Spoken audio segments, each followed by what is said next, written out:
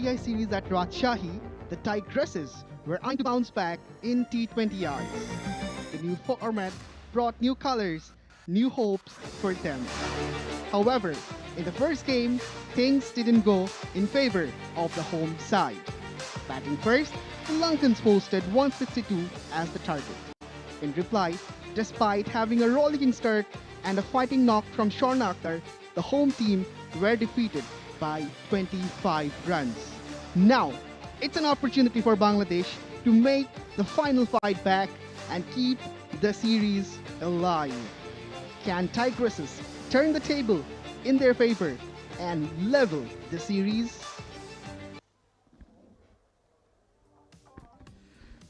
Hello and a very good afternoon from the picturesque Sylhet International Cricket Stadium, where we're all set for the second T20 International between the host Bangladesh women and Sri Lanka women. This promises to be a cracker of a contest because the visitors will be looking to ensure the series victory, while Bangladesh will be desperate to bounce back and keep their hopes alive. This far, the tour has been an auspicious one for the visiting side. Bit of stutter in the first ODI, but a solid comeback in the series victory. We will straight go down to the pitch report, where Saeed Sami is out there with the deck. It has been gloomy, it has been overcast here at Sylhet International Cricket Stadium, but right now it's good to see the sun is up and we're going to have a very good day of cricket between Bangladesh women and Sri Lanka women as we're heading towards for the second T20 International. Right now, I was just checking the weather update, and trust me, there is no rain in forecast, but it was raining last night heavily. But thanks to the drainage system and the facilities of Sylhet International Cricket Stadium, that has been the best of the best in the entire country. Now, I'm right now standing at pitch number 3, where the first T20 International was being played. And whenever the weather is very gloomy, very much overcast, you may expect the condition, the surface might be a tricky one, or it might be very much spongy, softer. There is a thin layer of grass covering over the surface. We can say about the surface, pace bowlers with the new ball, they're going to purchase ample amount of deviation because there is moisture underneath. As we earlier mentioned that it had been raining here at Sylhet International Cricket Stadium for the last couple of days. So pace bowlers are going to purchase some swing in the air. But as the sun is up, I think it will be a very better batting condition as it was in the previous match. For the spinners, I think line and length must be the key. Definitely, you cannot bowl into the hitting arc of the batter. As we saw, 𝗂𝗏𝗂𝗂 just drawing the attention of the batter to come forward and play their shots and deceiving them by the trajectories and the turn and the deviation what she got. So for me, as the sun is up, winning the toss, the teams might prefer to bat first, but it's all about the execution. So Sami reckons the pitch is a good one. Let's see what the skippers think. Ahmed bin Parvez is down there with 2 captains.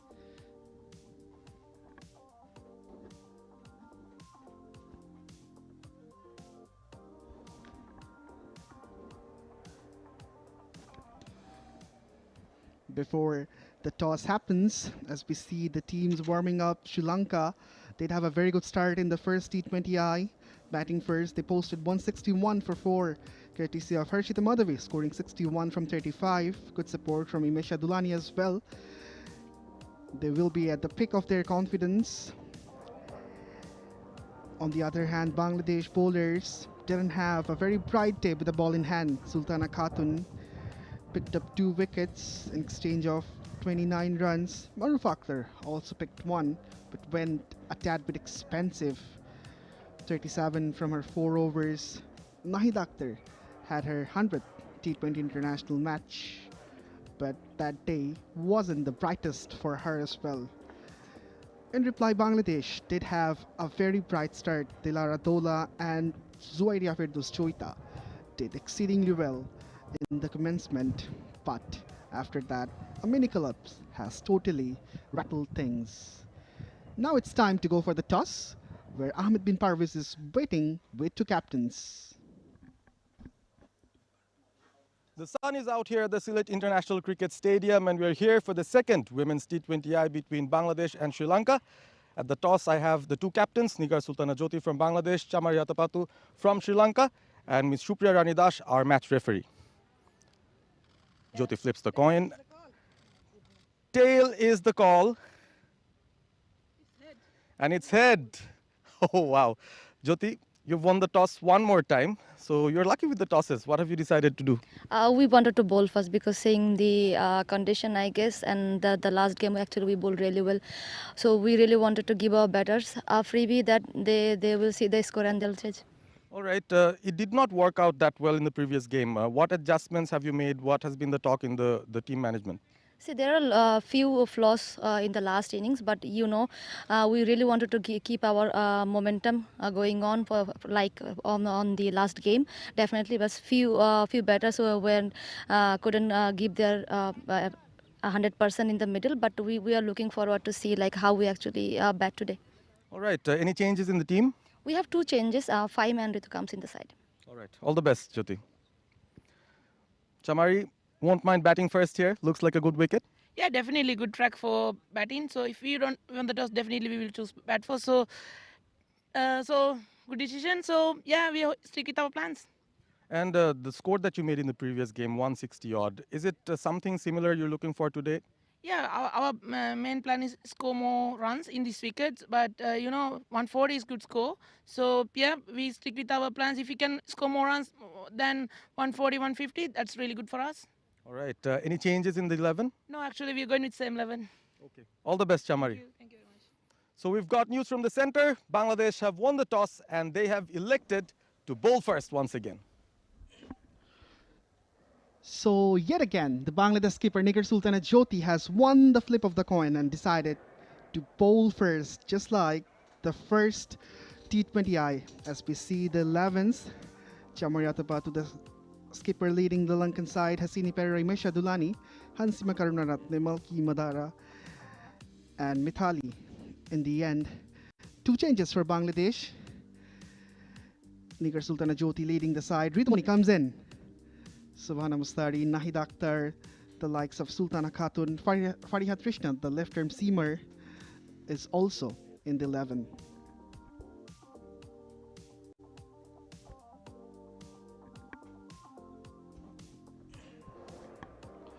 It's bright, it's sunny here at Sylhet. Of course, exactly not the weather everyone was expecting in this rainy season in Bangladesh. And this stadium, the Sylhet International Cricket Stadium, looks absolutely surreal. The crossbanks at one part and the galleries, lush green. The sky is also looking fresh, clear. Absolutely a perfect day for playing the game of cricket. The home side in the final huddle.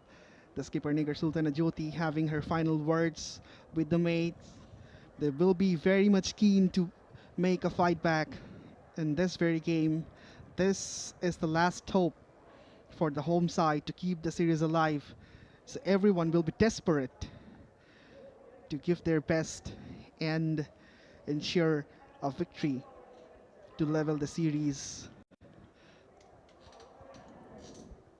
On the other hand, Lankans, they had a very bright start, a commanding victory in the first T20 International. They have completely outplayed Bangladesh in all three sections. Their batting was superlative, the bowlers were spot on, the fielding was also way better than Bangladesh. They would love to continue that in the second game as well. They just have to start from where they left off in the last game. The skipper, Chamariyatapatu, is in supreme form, also supported by the other batters. Harshita Madhavi, Imesha Dulani is having a great tour as the umpires are making their way. Eloise Sheridan and Rokia Sultana. Again, the skipper 𝗃𝗃𝗃𝗃𝗃 is not having gloves on her hands. In the previous occasion, we have seen Dilara Dola to keep the stumps. Again, Jyoti, maybe to lead the side in a better way, just to be less pressured and just to have more conversation with the bowler. Perhaps this can be one of the reasons. Again, Dilara Dola with the gloves in hand. As I welcome Syed Abid Hossain Sami to the com box. Sami, good afternoon. Good afternoon, Alif. I like the term you used during your opening speech, picturesque silhouette. Yes, it is. It's very picturesque, very nice, very well shaped up. Yes, perfect. Thank you. Right now, Supriya Das and Sathira Jakir-Jessie featuring the match referee and the TV umpire for this particular match. Come over for you. We're heading towards for the second T20 international between Bangladesh women and Sri Lanka women here at Sylhet International Cricket Stadium. It had been raining for the last couple of days here at Sylhet, but this particular venue has very good drainage system, and it's best of the best of the entire country. And as you earlier mentioned, that it's been one of the best sites to see, to feature as an international venue.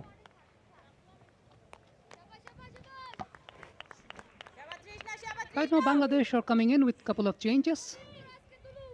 We've got Ritu Moni and Fahima Khatun in.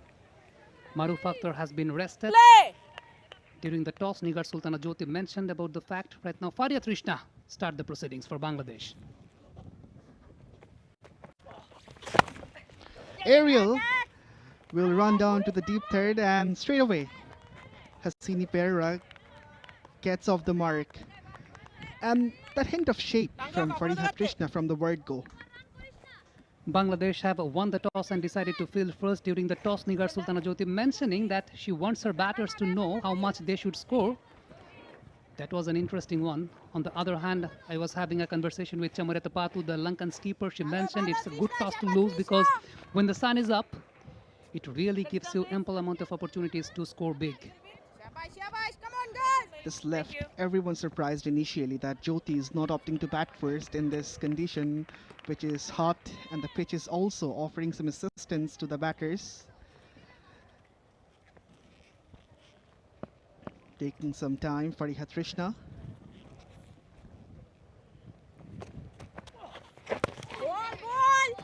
Watchfully plays, does 𝗂𝗏, and she also gets off the mark in the very first ball. Maruf Akhtar has been rested for this particular match, and Nigar Sultana Jyoti during the toss, she was mentioning about the preparation for the World Cup, which is coming up this year, and they also need to look after about the workload management of the pace bowlers, as Maruf Akhtar has been the lone customer up front for the Bangladeshi bowling lineup. So that has been a tactical decision.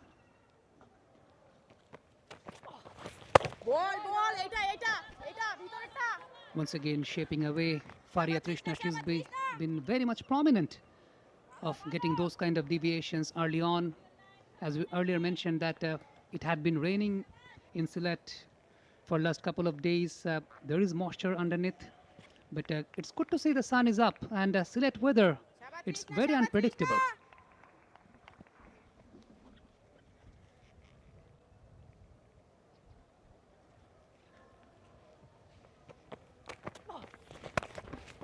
Again, that shape that Trishna produces. In the first T20, we have seen a slip for 𝗂𝗃𝗃 as she was getting that outward movement. But this time around, Jyoti isn't keeping a slip now.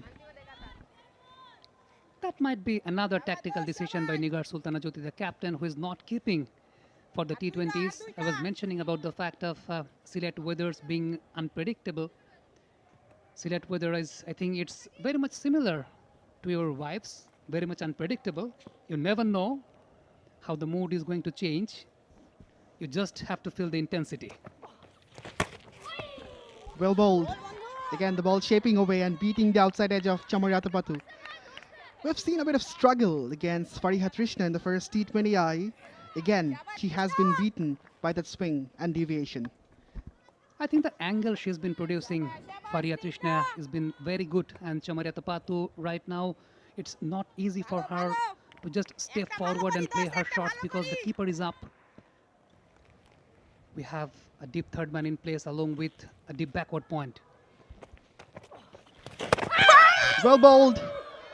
That was a peach of a delivery from 𝗂𝗃𝗃, pitching it up and then shaping the ball away very late. 𝗂𝗏 beaten completely. As the first over comes to a close, it's 3 for none.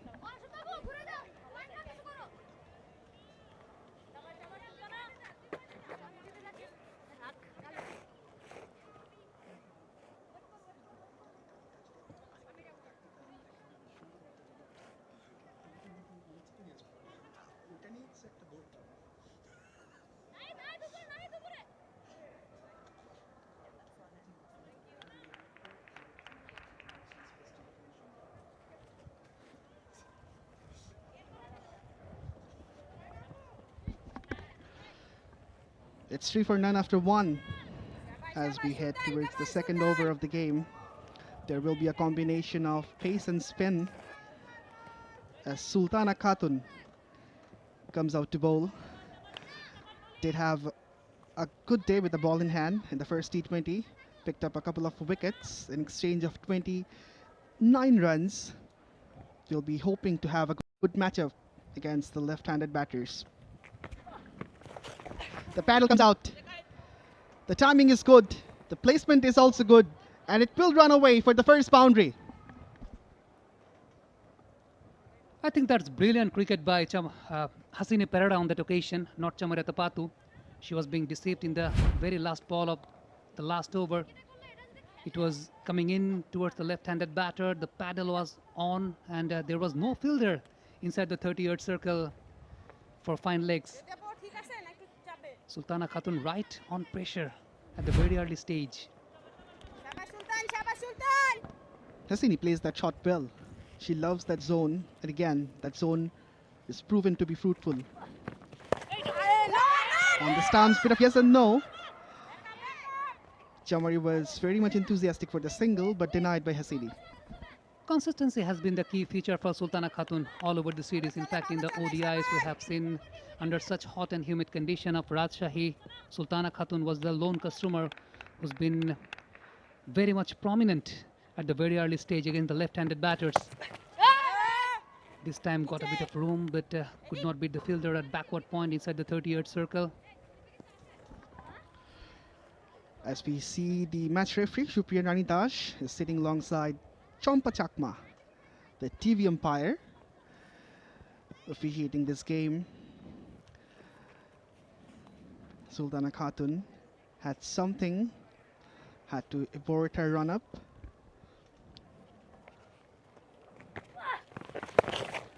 A quicker one, tucked on the onside, will be a single. That's good bowling by Sultana Khatun. Maintaining the line, maintaining the length very well. Has been very much containing. Both Chamariata Patu and Hasini Perera, they have to go through a crucial stage at the very early stage because they have to keep an eye on the surface, how the surface might behave. It's quite unpredictable because it seemed to be very juicy, very spongy, but under the sun, the wicket is going to be baked very much. Driven straight to the fielder. Nagar Sultana Jyoti does well to prevent the single. Feeling at cover, the closest position for the skipper, and now the sleep has been removed. Goes to backward point. Comes down the pitch, but again fielded by Jyoti. After 2 hits, 8 for no loss, Sri Lanka.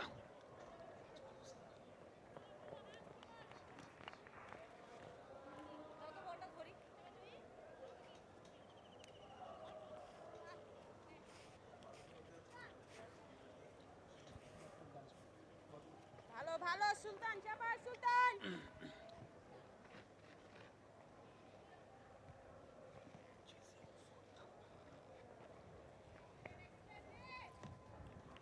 Shabash Trishna, Shabash Trishna.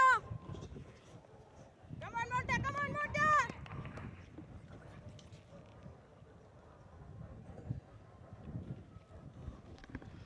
𝗵𝗵 continues. Again, prodigious swing.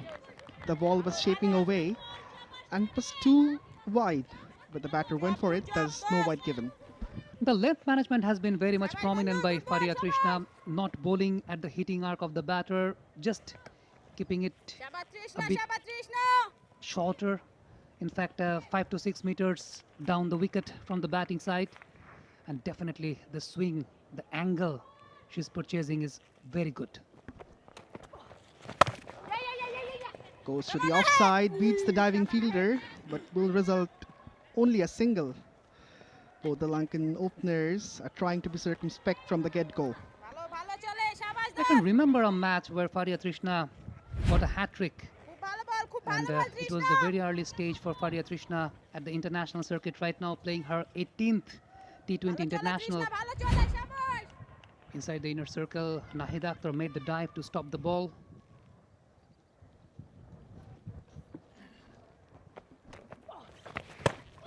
Again, play and a miss. 𝗂𝗏𝗃's struggle continues against 𝗂𝗏-𝗃𝗃. That is the key line that should be featured against 𝗂𝗏𝗃, because every time when you are bowling at the hitting arc of 𝗂𝗏𝗃, she just smashed that out of the park. খুব ভালো চলতেছে And শাবাশ I can remember the third ODI between Bangladesh and Sri Lanka, where 𝗃𝗃 Akhtar was maintaining that particular zone, the corridor of uncertainty, the fourth and the fifth stamp channel, and deviating away from 𝗂𝗏. Shuffles across, plays it so well. One bounce over the fence. 𝗂𝗏 replies in some style. That is called experience.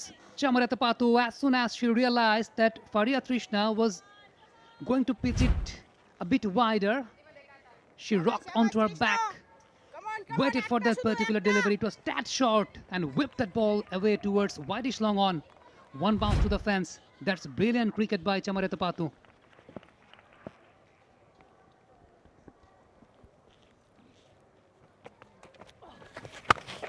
Goes again to the offside. There's a fielder, but will beat her by the pace. Back-to-back force for the Lankan skipper. That's another gem. 𝗂𝗏𝗃 waiting for the ball on that occasion, waiting on her back, anticipated the length very early, and closing the face of the bat, just thrashed it towards backward point for another boundary. It was short and wide outside the off stump. Her eyes light up. Thank you very much, says 𝗂𝗏. Back-to-back force, 𝗂𝗏-𝗃𝗃 under the cosh.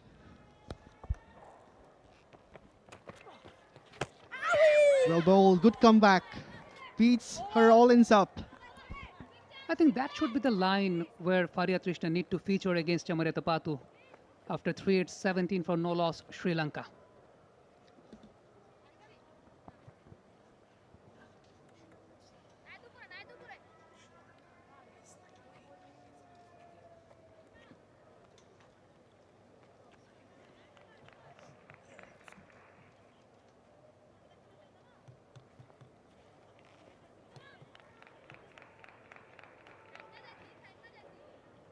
একটা ভালো বল লাগে, শুধু একটা ভালো বল লাগে।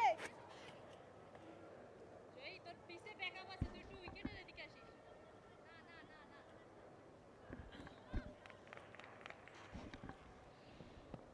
Sultana Khatun is back for her second over.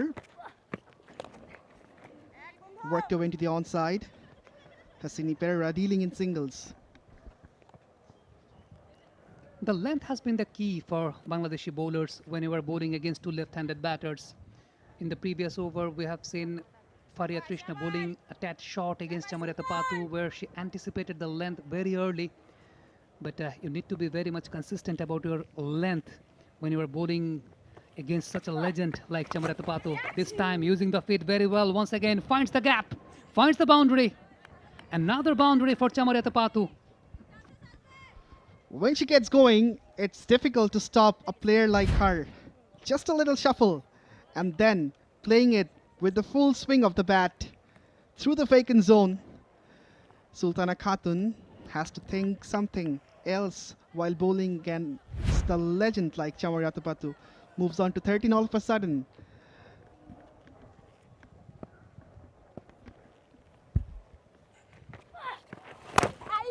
Backs away. Stop it! Straight to the fielder. Was thinking of a run, but denied by 𝗂𝗏.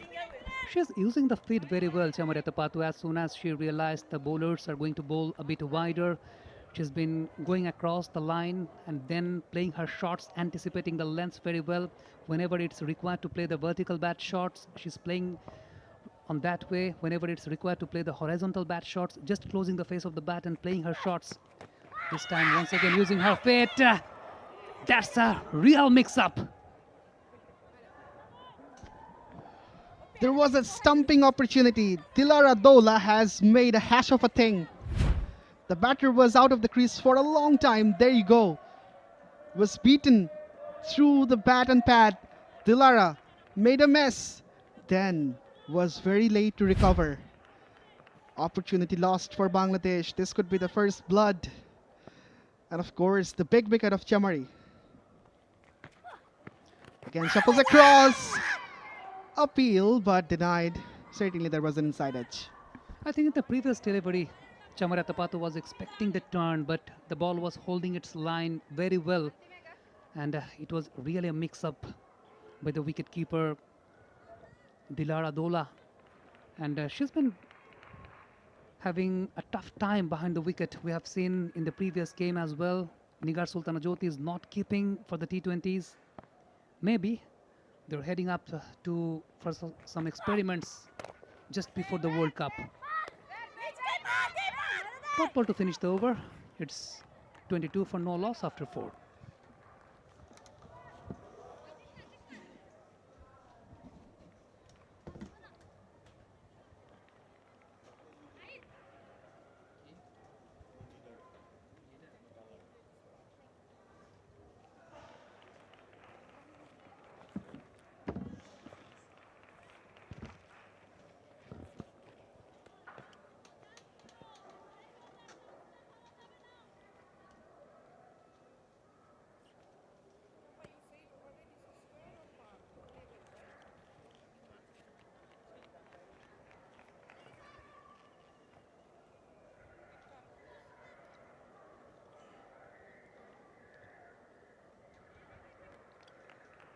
After 4, it's 22 for no loss. Bangladesh women winning the toss and deciding to bowl first. Nigar Sultana Jyoti mentioned that she wants her batters to know the target. Right now, Sri Lanka, they're having a cautious start. A combination between caution and aggression. 𝗬𝗏𝗃𝗃 has been using the feet very well, going across and playing her shots. 𝗬𝗏-𝗃𝗃 steaming in from the com box end. Once again, using the feet. And she's gone. First wicket goes down. Nigar Sultana Jyoti, the skipper, takes the catch. 𝗬𝗏𝗃𝗃, the captain, I guess, no, it's Hasini Pereira. This time she was using her feet. She has to go back. And I would like to welcome my fellow commentator, Ahmed bin Parvez, in this special occasion. What a time to come in. Easy catch in the end. Jyoti looks excited. Hasini tried to clear the mid-on fielder. Fails on this occasion. 9 of 12, Hasini Pereira. Fariha gets her first. Bangladesh get their first.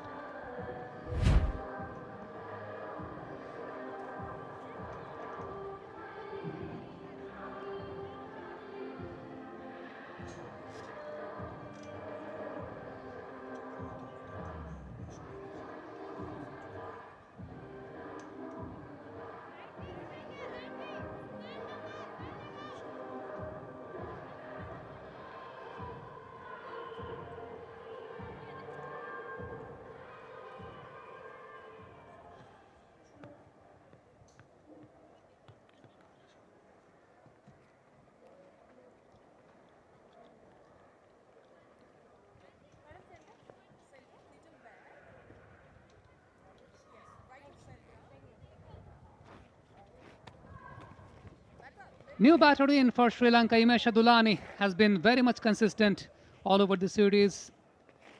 Was featured as the player of the series in the ODIs and got a really good start in the first T20 international. 𝗬𝗏𝗃𝗃 steaming in once again. Played onto the back foot. Nigar Sultana Jyoti being featured at mid-off. Took a brilliant catch. Took a good catch. A result of some good consistent bowling from Fariha Trishna. The only female cricketer in women's T20Is to pick up a couple of hat-tricks. She's the only one that has done it so far. One against Malaysia on her debut, and the other, surprise, surprise, against Australia. Return catch on offer. 𝗬𝗏𝗃𝗃 could not get hold of it.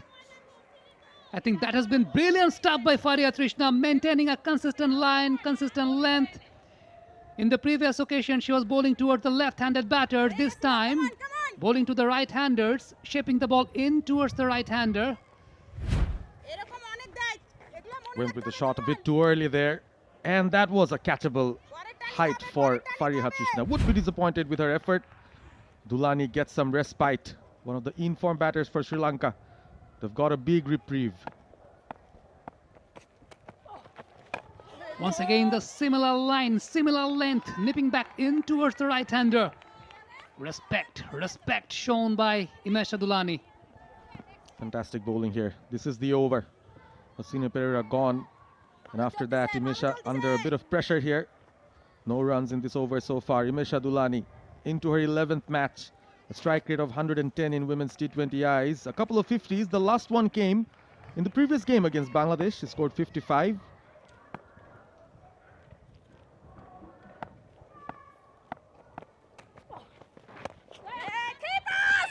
A bit of wrist work by 𝗵𝗺će 𝗬𝗠𝗠𝗧. Throw in.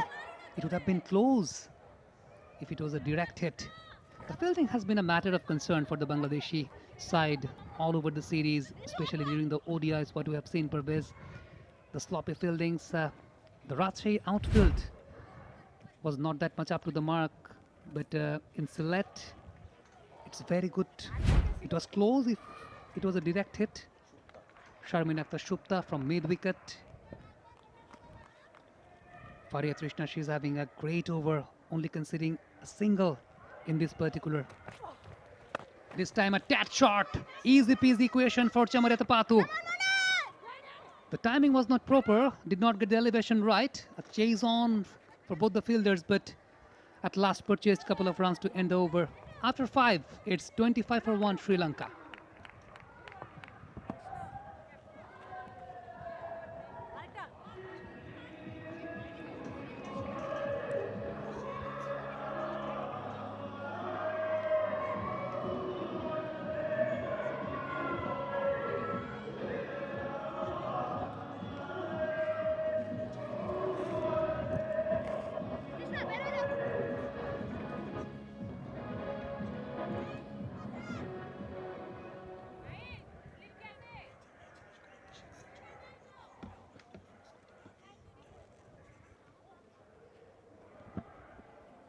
A change in the bowling. Nahida Akhtar, the veteran campaigner for Bangladesh, has been featured at her 101st T20 International.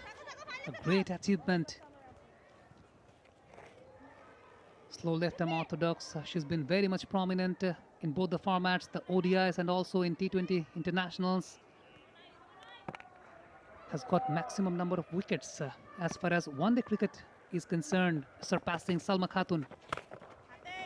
Floating it up right on the money. And it's a good matchup. Nahida coming against the right-handed 𝗵𝗺će 𝗬𝗠𝗠𝗧. Of course, player of the series in the one days and has done well in the first T20I as well. This time finds the gap. Chase on for the fielder. That races away for the boundary. That's been brilliant stuff by 𝗵𝗺će 𝗬𝗠𝗠𝗧. Picking up the length very early. Yes, the footwork was good, the timing was good enough, and there was a needle that she had to thread. She found that. Just a small gap between the two fielders, Shupta and Sharna. Bit of misjudgment from their end. This was good batting from 𝗵𝗺će 𝗬𝗠𝗠𝗧 off the back foot. Nicely struck. Will give her a lot of confidence. Some changes in the field. Long off is pushed back. I think you do not have the luxury as a bowler to bowl a tad short against the Lankan batters. The wicket has been very good for batting. They have to be very much focused on their length, the Bangladeshi spinners. Nahida Akhtar, what a story she's been.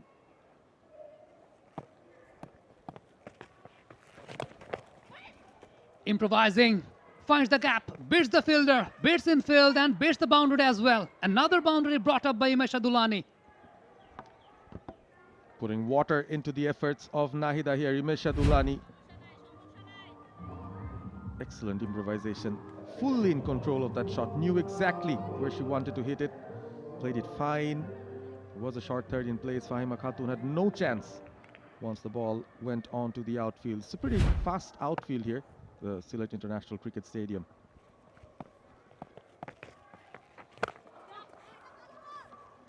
Leaning forward for the drive and purchasing another single. You have been mentioning about the outfield, and also I must mention the drainage system has been fantastic, because it had been raining for the last couple of days here at Sylhet, but in spite of that, the ground staffs have done a wonderful job to get the fields prepared for an international event, and also the drainage system actually permits them to do so. Nahida Akhtar has been very much expensive in this first over of her, conceding 9 runs of 5. Another short ball on offer, but 𝗂𝗏𝗃𝗂𝗃 missed on that particular occasion.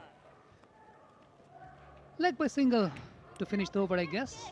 After 6, it's 35 for 1 Sri Lanka.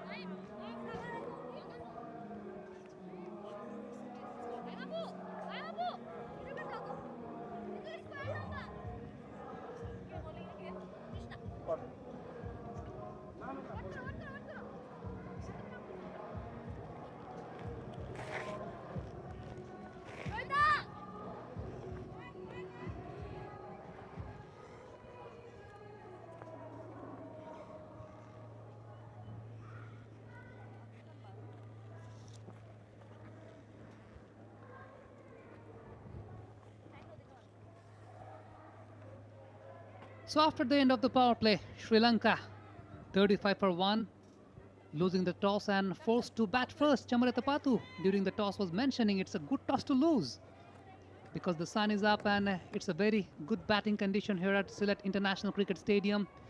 Right now, 5 fielders are allowed outside the 30-yard circle. Fariha Trishna steaming in from the combox end. There is a deep mid-wicket, deep square leg, deep cover and long off. Whipping the ball towards wideish long on 𝗂𝗏𝗃𝗂𝗃. She's trying to take on the bowler, but chasing the single once again. One of her most productive areas there, Chamari. The mid-wicket region off the back foot, she's excellent. It's got a start here, 16 of 17. Would think about something, 𝗂𝗏𝗃𝗂𝗃, such an illustrious career, but she still doesn't have a half century against Bangladesh. So she'll try to do that today, probably. And Fariha Trishna coming in for her 4th and final over. So she's going to finish her spell all throughout. Jyoti has used her only fast bowler in this match and has used her for the new ball. She's done well. She's done very well so far.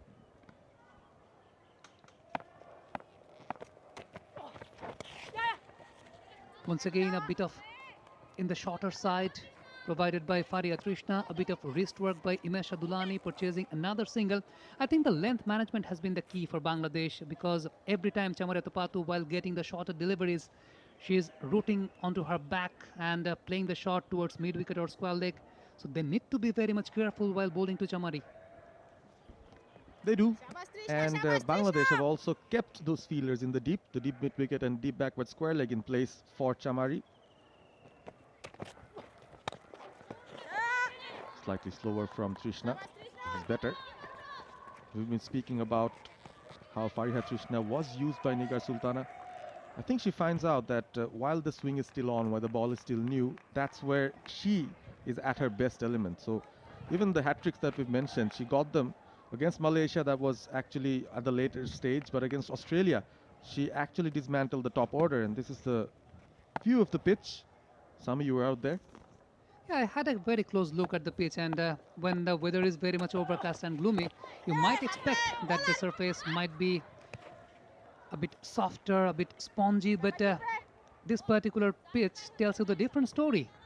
It was very hard, very rock solid, a light covering of grass all over the surface, and I think it's really a very evenly balanced pitch.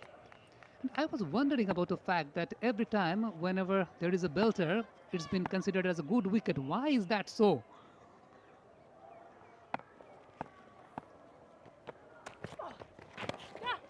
I was having a conversation with Tony Hemming and I asked him that how to describe a good wicket. Then Tony Hemming mentioned that 30 runs for 1 wicket. That should be described as a very good wicket. Interesting answer. He's done a fantastic job with the local curators as well. They've produced pitches which would actually help improve the batting as well as give the bowlers an equal chance. 𝗂𝗏𝗃𝗂𝗃 is still on and Fariha would want to finish well. She's done so far a great job. Just the 4 runs from this over.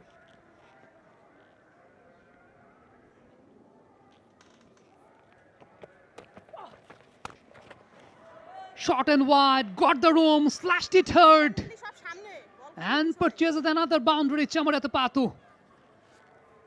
Boundary to finish the over. It's 43 for 1 Sri Lankan women after the end of the 7th over. Have a look at the replay. It was short and wide, slashed it hard, taking the aerial route, cleared in field and cleared the boundary as well.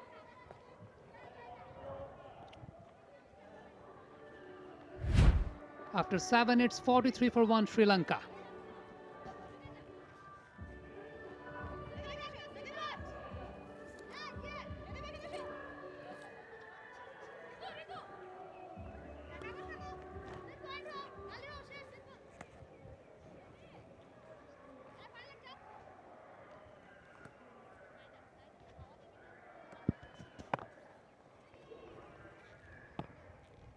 After 7, it's 43 for 1 Sri Lankan women. Nahida Akhtar steaming in from the other end. That's the good line and the good length. Rocking onto her back. Just placed that ball with perfection, purchasing another single. I love the way that they gave themselves a lot of nicknames. Sultana Khatun is known as Sultan in her team. That's what we heard Jyoti scream. She came in running from the deep. This will be the main challenge for Nahida. Chamari will have a favorable angle. The ball will be turning in. She's got a fielder at long on, a deep mid wicket, a deep backward square leg as well. So all three fielders in the deep.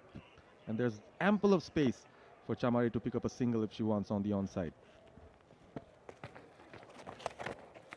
Once again, bowling a bit shorter against 𝗬𝗏𝗂𝗃𝗃. Rocking back, played the pull shot. A slight fumble into the deep, but at the very end, 𝗬𝗏𝗂𝗃𝗃 has picked up a couple of runs. I have been talking about the length management of Nahida Akhtar. She's been bowling a tad shorter against 𝗬𝗏𝗂𝗃𝗃, and every time she's been very much prominent onto her back foot and playing those shots.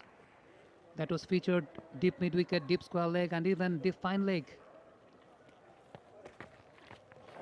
Once again, bowling the shorter side, rocking back,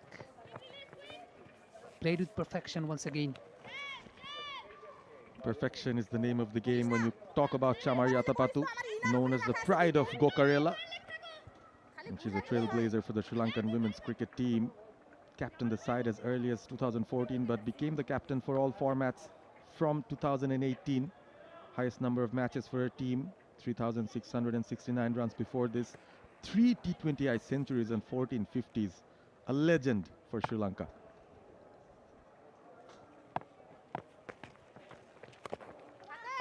Improvising, but cannot beat the fielder at short third. Very well picked up a throw in, but ended up getting another single. You have been mentioning about 𝗬𝗏𝗂𝗃𝗃 being the legend of Sri Lankan national women's cricket team, and during the post-match presentation, the player of the match in the previous game, Harshita Samaravikrama, was mentioning that Chamari Akka has been a great inspiration for all the young chaps, and she's been very much prominent of sharing the ideas of international cricket, grooming them up, and they are actually in very good hands, the Sri Lankan women's national cricket team. Absolutely, and having a leader of her stature helps all the youngsters that have come in.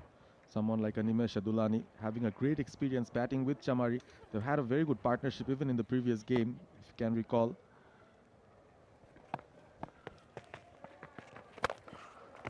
Once again, bowling at the shorter side, allowing the batter to rock back.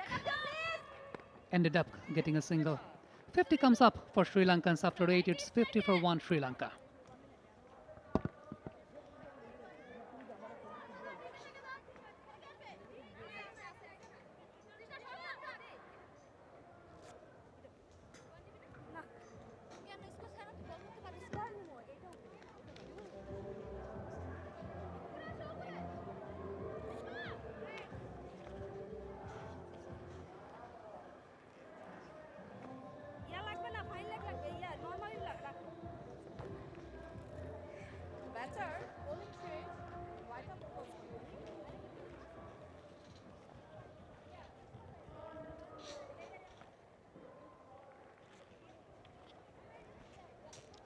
𝗃𝗃𝗃𝗃 finishes her spell And there will be a change from the com box end.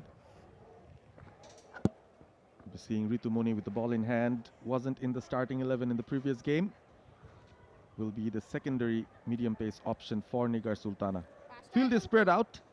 The sun is out. The clouds are flying away.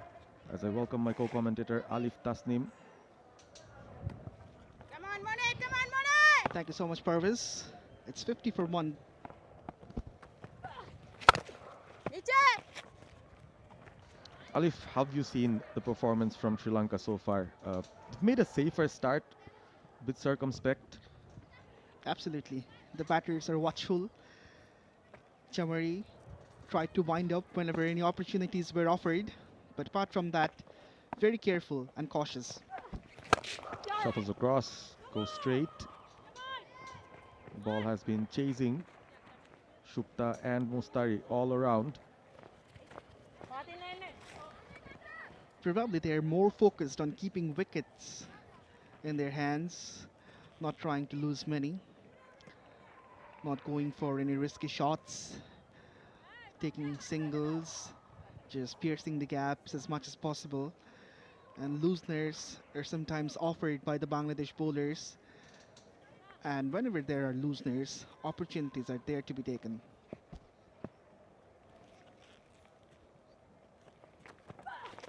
No fielder in the deep on the offside, but that prompts 𝗬𝗺𝗺𝗃 to bowl down the leg, trying to bowl too straight it seems.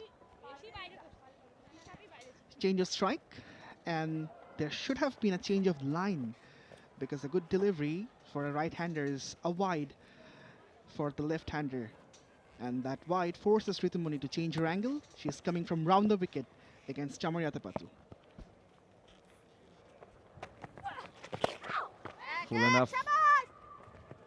You miss, I hit. That was a ploy from 𝗬𝗺𝗺𝗃. Nicely struck by Chamariyatapattu. She's looking very good today. Righty, righty! This has been a great tour for her as the skipper. Didn't play the first match at Rajshahi in the first one international, which basically the Lankans lost. And as soon as she made her appearance, after that it's all the Lankans. Over the top goes Himesh Dulani. She likes those cover drives, finds the boundary with ease. A lovely stroke from her bat. A lofted cover drive, and there was no boundary riders as well. So what she had to do was to just beat the infield. Went over the top. Look how easily she played that shot. Full follow through of the bat. Couple of bounces and then rolling into the rope. The Lankans are looking so confident.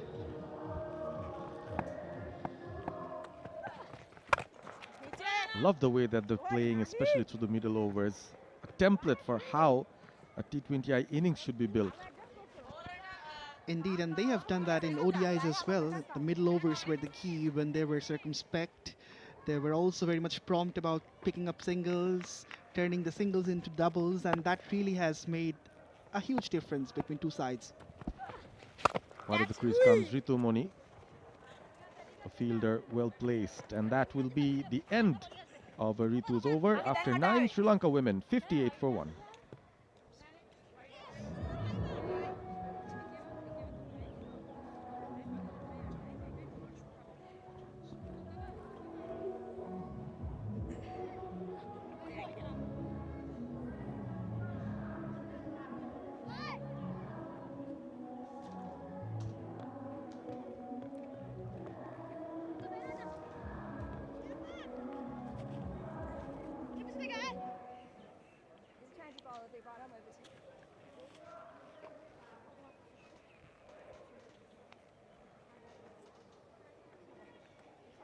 Still quite a few batters left for Sri Lanka who will be coming in.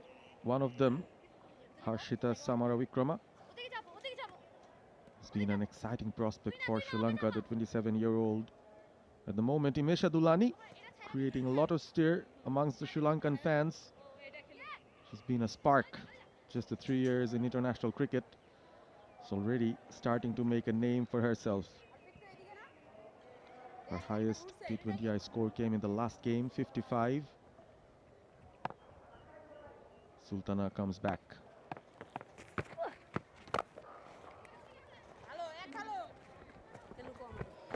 Purvis, how many times you have played tape ball cricket in your childhood? A lot of times, and with lots of different kind of tapes and different qualities of balls, I guess. Just like you, just like us, just like every other kid in the subcontinent, 𝗵𝗺cie 𝗬𝗪𝗧 was also a tape ball cricketer. Used to play in her local neighborhood in Colombo, and right after that she joined an academy for learning cricket. All these little stories of how women's cricket has evolved. Call for the throw was at the keeper's end. This is very interesting. Each and every cricketer out here has their own stories.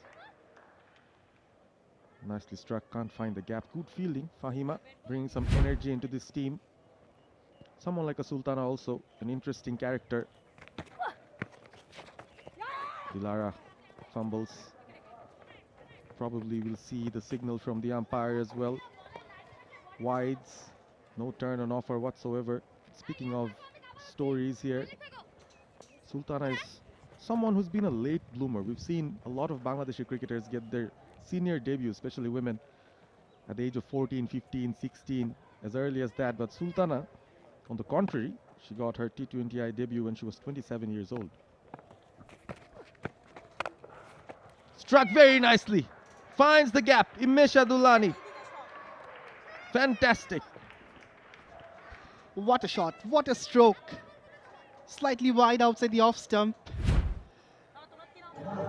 Rocking back and then threading the offside field.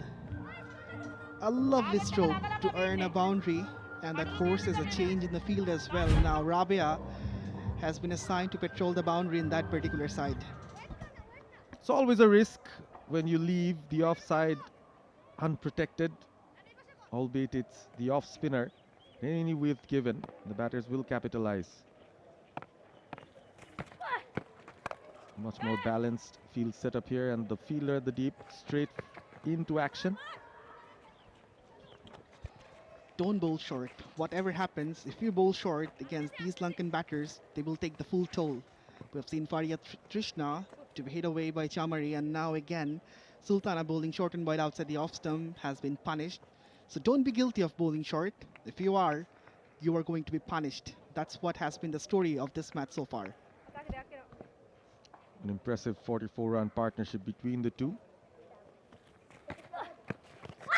Go balls, big appeal. Sliding down the leg, probably that's what Sheridan would think. She was coming from round the wicket using the angle the ball was shaping in. So that will be something playing in the mind of the umpire. Also the keeper Dilara Dola moved to her leg stump, in fact the leg stump of 𝗬𝗪𝗧. So that shows that the keeper was also expecting the ball to slide down the leg. She's been brought into this side, Sultana Khatun, to be a wicket taker, especially looking at how heavy the Sri Lankan top order is with left-handers. Hasn't picked up a wicket in this match so far, but has bowled well. After 10, 66 for 1 Sri Lanka women. And we will have a drinks break.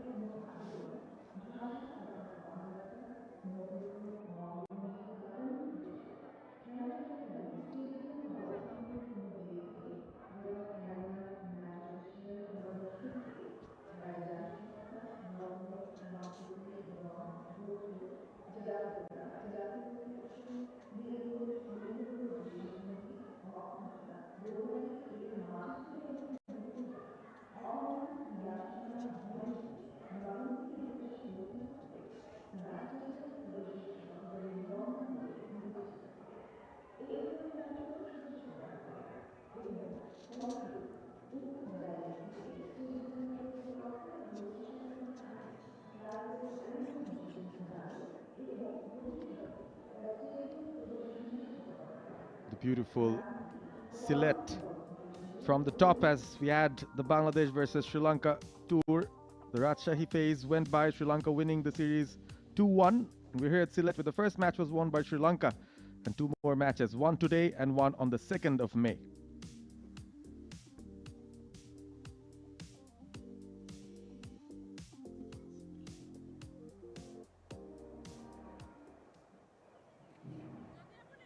It's 𝗬𝗺𝗎𝗓 back again after the drinks break. What do you reckon the score could be from here on? Could it be 160 or slightly lower? Currently, they're going with a rate of 6.6 to be precise. So if this carries on, then it will be something around 130 to 140. But of course, they have a lot of wickets in their hands, and also 𝗬𝗎𝗓𝗃𝗃 and 𝗬𝗎 𝗎𝗃𝗃 both are in a great form. So if they get going, then even the score can surpass 160 as well. So it will be a challenge for the Bangladesh bowlers to get the breakthroughs, as 𝗬𝗬𝗎 brought in for her second over. It's much more hotter here today. The conditions also not easy for the fielders. We've seen slight improvement in the fielding for Bangladesh, especially Dilara behind the wicket, but yes, she've also missed a very, very crucial opportunity of a stumping against Chamari. Fielding has been the point of contention for Bangladesh. Another good take by Dilara. But wasn't the best of the deliveries from 𝗬𝗬𝗎𝗍. Again, short, wide outside the off stump. 𝗬𝗎 𝗎𝗍 was looking to throw a kitchen sink. Somehow missed it. But if she could connect, then the ball was about to race away to the fence. 𝗬𝗬𝗎𝗍 has to be very much cautious about these deliveries. Don't bowl short and wide. Steps out. A chance for a catch. Taken by the captain one more time. 𝗬𝗬𝗎𝗍 strikes. And Bangladesh get an important wicket right after the break. The much needed breakthrough. The breakthrough they were striving for, Bangladesh. 𝗬𝗬𝗎𝗍 has been the provider. Bowling it full. 𝗬𝗎 𝗎𝗎𝗍 looks to check her shot, but finds Nigar Sultana Jyoti at the deep. The star customer from the previous match has to walk back to the hut. It's a big, big strike for Bangladesh, and 𝗬𝗬𝗎𝗍, right after making her comeback to the 11, picks up a wicket in the second over. An excellent knock nonetheless from 𝗬𝗎 𝗎𝗎𝗍. Got her start, could not make it big this time. Gone for 27 as the new batter comes in. We've spoken about 𝗬𝗎 𝗎𝗎𝗍, 27 of 25 deliveries with 4 fours. And in comes jersey number 88, Harshita Samaravikrama. Another very talented batter in the middle order. Idolizes Kumar Sangakkara. Loves the cover drive, and why not? Always all smiles. Player of the match in the previous game. What a critical knock that was throughout the middle overs into the end. Straight away, 𝗬𝗬𝗎𝗍 comes around the wicket, pushes the short third fielder to the deep. Keeps it stump to stump. Right away, off the mark goes Samaravikrama. You mentioned about her idol, Kumar Sangakkara, and just like her idol, she gave a really tough time to the Bangladesh bowler in the first T20I. Scored 61 from 35, 5 boundaries and a 6. Just like Sangakkara used to do in the early days when he was playing. The Bangladesh bowlers used to struggle a lot, especially in the longer format.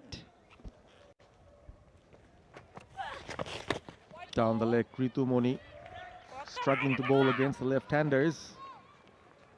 Speaking of Harshita Samaravikrama, her top score of 86 not out came against Ireland in Dublin a couple of years back. And interestingly, out of the 950s she has in T20Is, 3 of them have come against Bangladesh.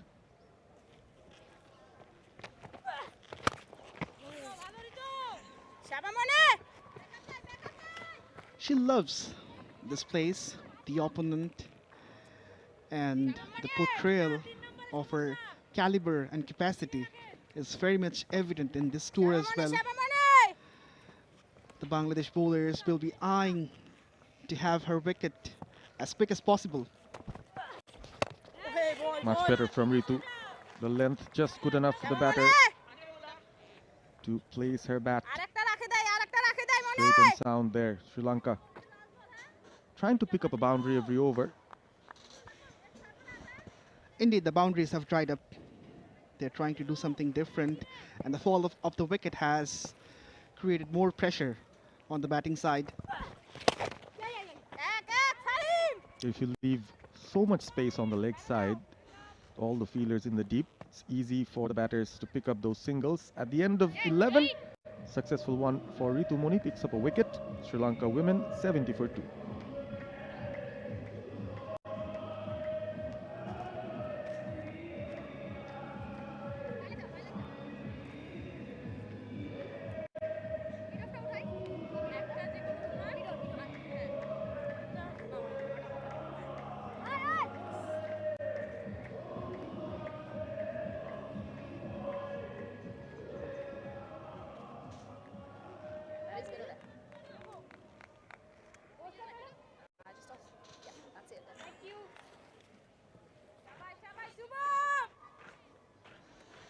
An exciting prospect.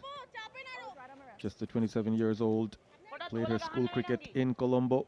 1,677 runs before this one. 𝗂𝗃 𝗂𝗃. A strike rate of almost 100. Would want to improve on that. Interesting choice of bowlers. 𝗂𝗏-𝗂𝗃𝗂𝗃 coming in.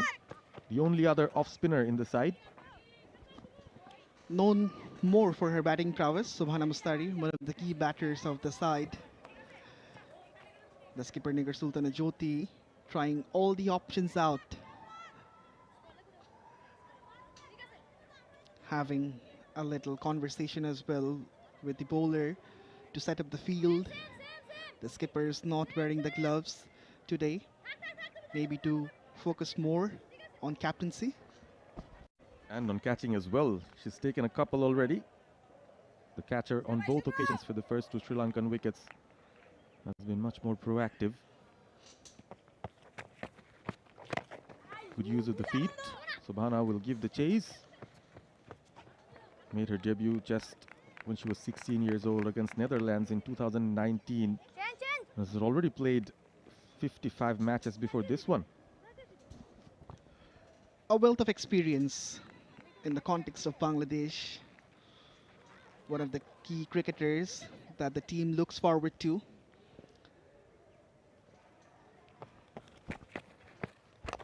A very handy player to have. With her off spin, can come in and fill in that spot. Bangladesh, they've got a leg spinner in Fahima Khatun. We haven't seen her bowl so far. It's been Sultana, it's been 𝗂𝗏-𝗂𝗃𝗂𝗃, Nahida Akhtar as well. So still one more option that Jyoti has, but probably she's looking for a right-hander before she brings her on. Straight over the top. Long on is the empty zone, and 𝗂𝗃 𝗂𝗏 finds it. Again, the use of the feet went down the track and belts it downtown. What a strike from the sweet spot of the blade. Nahida Akhtar had no chance to stop the four. A boundary number 43 of this series thus far. 𝗂𝗏-𝗂𝗃 under pressure. Rolls it even quicker. Challenge to the fielder in the deep. Does well. Restricts the batter to a single. So good over for Sri Lanka. Picked up 8 runs of it so far. 7 runs. Beg your pardon. The bird timer was brought, but that isn't proving to be very much auspicious for Bangladesh. Jamari has gone into third gear, it seems, just picking up those singles. End of over number 12. Sri Lanka women 78 for 2.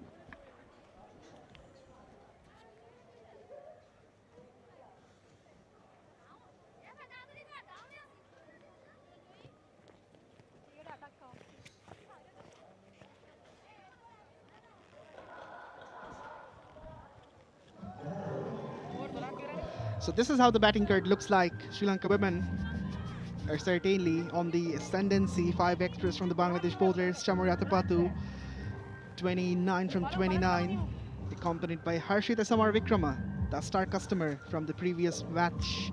61 from 35 was her score, as 𝗬𝗏𝗃𝗃 comes again to bowl. That's bowled, but not in the gap. 2 fielders patrolling the onside boundary, and 2 runs will be fetched. As I say, a very warm welcome to side Abid Hossain Sami to the com box. Thank you so much, Alif. Bangladesh captain 𝗃𝗃𝗃 has already introduced 5 frontline bowlers in this particular innings. Currently, the Sri Lankans, they're going to have a big partnership. They're eyeing for a big partnership. They've managed to score 14 of 11. In the last game, we have seen 𝗂𝗏𝗃 𝗂𝗏𝗃𝗃 and 𝗚𝗎𝗃 𝗂𝗏𝗃𝗃. They also featured a very big partnership. Right now, finds the gap. That's been brilliant. There's another boundary being purchased by 𝗂𝗏𝗃 𝗂𝗏𝗃𝗃. In fact, it's 𝗬𝗏𝗃 𝗂𝗏𝗃, the captain. She moves on to 35 of 31. What a shot. What a stroke through the covers. Piercing the offside field with ease. Holding her pose. Someone please go and take the photo. Once again, whipping the ball away towards leg side. Chase on for the fielder. Another boundary being purchased by 𝗬𝗏𝗃 𝗂𝗏𝗃. She's not going to die wandering.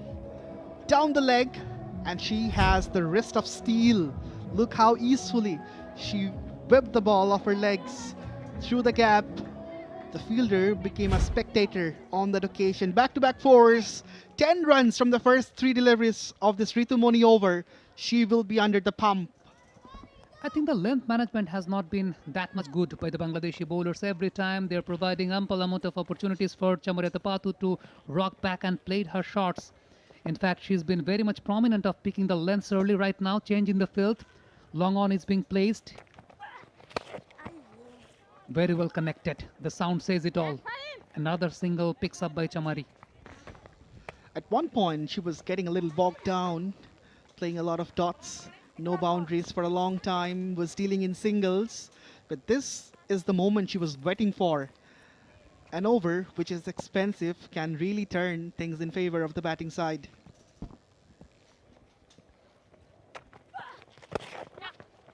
That's very much cautious by 𝗂𝗏𝗃 𝗂𝗏𝗃𝗃. That's her way of playing T20 cricket, as she earlier mentioned during the post-match presentation, that at the very early stage, she just have a close look at the wicket, close look at the condition. After that, after getting set, she just tries to accelerate. 𝗬𝗏𝗃𝗃 has been very much expensive in this particular over, conceding 12 runs of 5. That makes it 13. Single to finish the over. After 13, it's 91 for 2 Sri Lankans.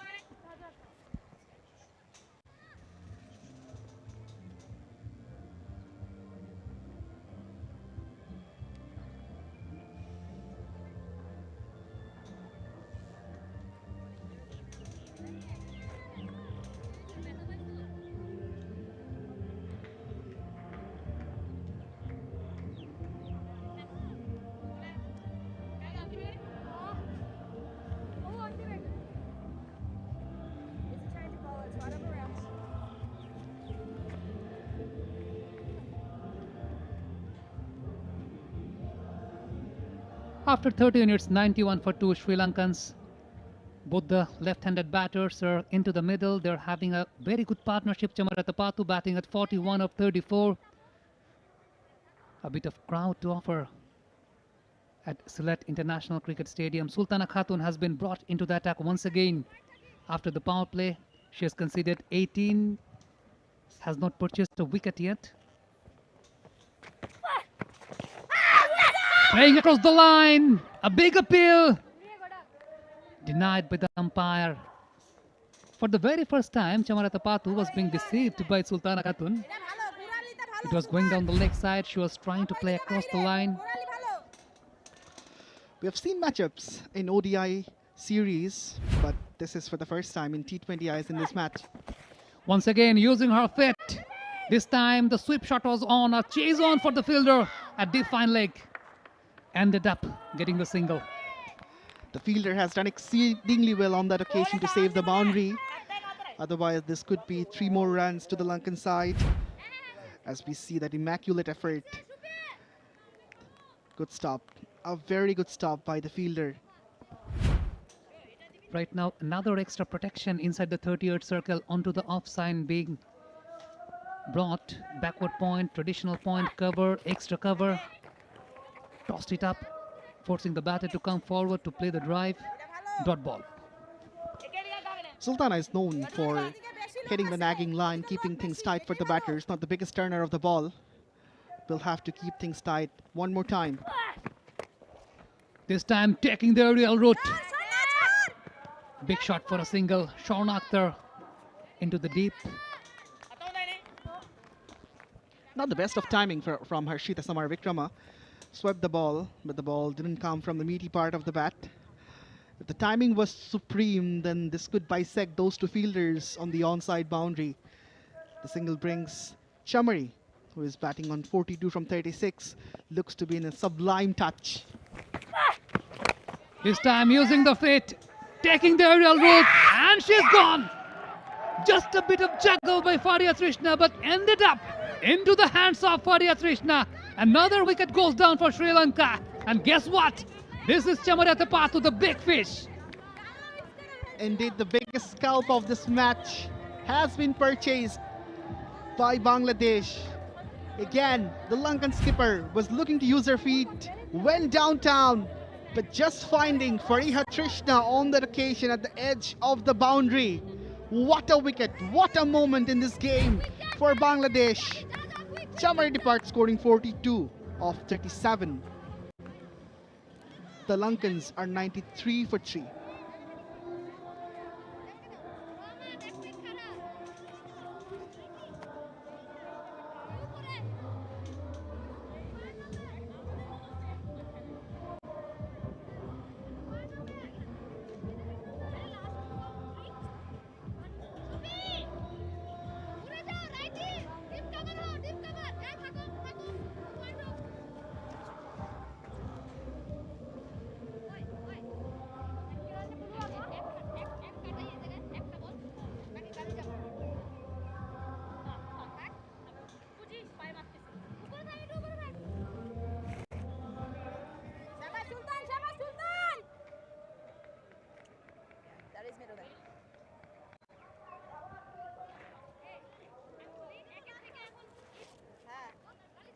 So the matchup works for Bangladesh. Hansima Karunaratne, the new batter in for Sri Lanka.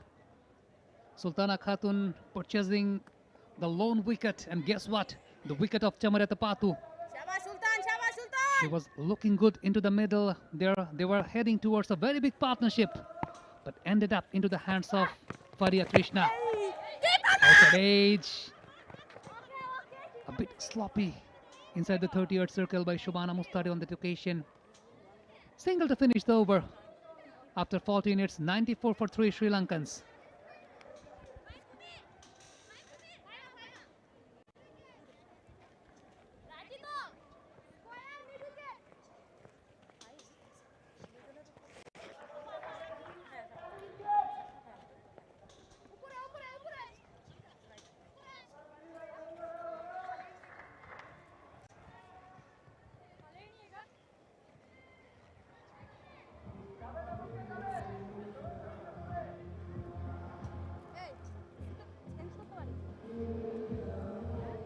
Another change in the bowling from the Combox end. Fahima Khatun, the veteran leg spinner, she's been brought into the attack at the 15th over of this innings. The 4th umpire, Sathira Jakir-Jesse, on duty.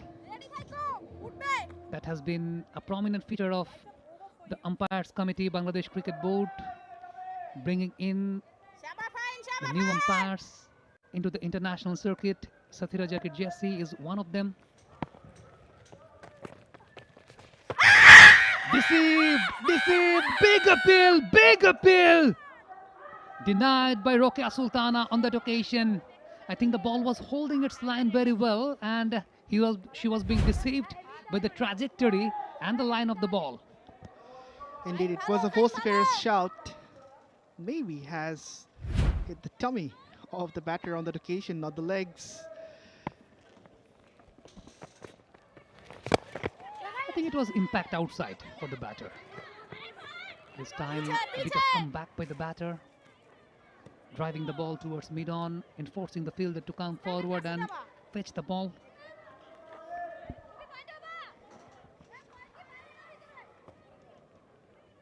Fahima has got a wealth of experience under her belt, playing international cricket for a long time. She knows what needs to be done under these circumstances, especially in the death overs, as we proceed to the last 6 exciting overs of this innings. Just getting her field right. A packed offside field. Down the track she goes. Whips the ball away towards mid-wicket. Long chase for the fielder, but ended up purchasing a single run. Harshita Samarakrama seems to be very much enthusiastic about going down the pitch. She's done that on a number of occasions. The question is, will Fahima go from round the wicket? No, she stays over the wicket against the right-hander 𝗂𝗚𝗃𝗃. Very good bowling, very good bowling. That was the invitation for the batter to come forward. Maybe she's trying to draw the attention of the batter to just draw out of the crease. Indeed, that's what she will be trying, being the leg spinner. Flighted, driven to long on, will just be a single. Once again, the same loop, the same trajectory, just above the eye line of the batter. And that has been the key feature for the leg spinners. The deviation also does the trick for the leg spinners. And Fahima Khatun right now trying to maintain a trajectory very much above the eye line of the batter and trying to draw the batter out of the crease. That has been a phenomenal over by Fahima Khatun, conceding just 3 runs. This time, rocking back, pulled away towards mid-wicket for another single. Single to end the over after 15 hits, 98 for 3 Sri Lankans.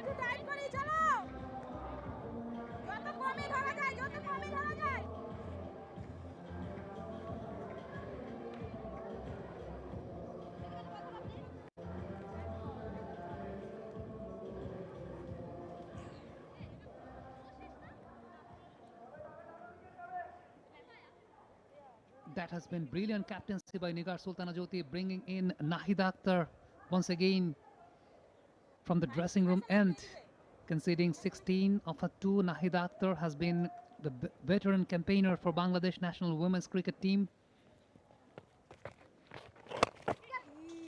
Dancing down the wicket, did not get the elevation right, conceding a single Nahida Akhtar on that occasion. The Lankans are struggling to find boundaries. After the fall of Chamar's wicket, they are in a moment of struggle, and the Bangladesh bowlers were exactly looking for a time like this, a period like this, where they can apply pressure to Lankan batters. Now changing the angle for the right-handed batter. Nahida Akhtar coming around the wicket. Maybe she will try to hold the line well for the right-hander.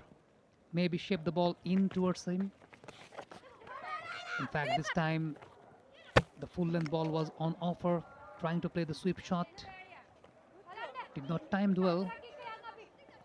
Dot ball to finish. This has been a great comeback by Bangladesh. At one point, when Chamari was batting, it was seeming like the Lankans will reach something around 160. That was very much possible. Still, that's possible, but the tempo has been slowed down, and full marks to Sultana Khatun, who's got the biggest fish of this innings this far. This time rocking back, very well stopped inside the 30-yard circle. A real fielding on offer for the Bangladeshi fielders. Now that particular single brings up the 100 for Sri Lankans. And right now, we are in a certain stage where the pressure has been shifted towards the Lankans. Although they have purchased 100 runs on their cards, but in last couple of overs, it has been a turnaround by the Bangladeshi fielding side.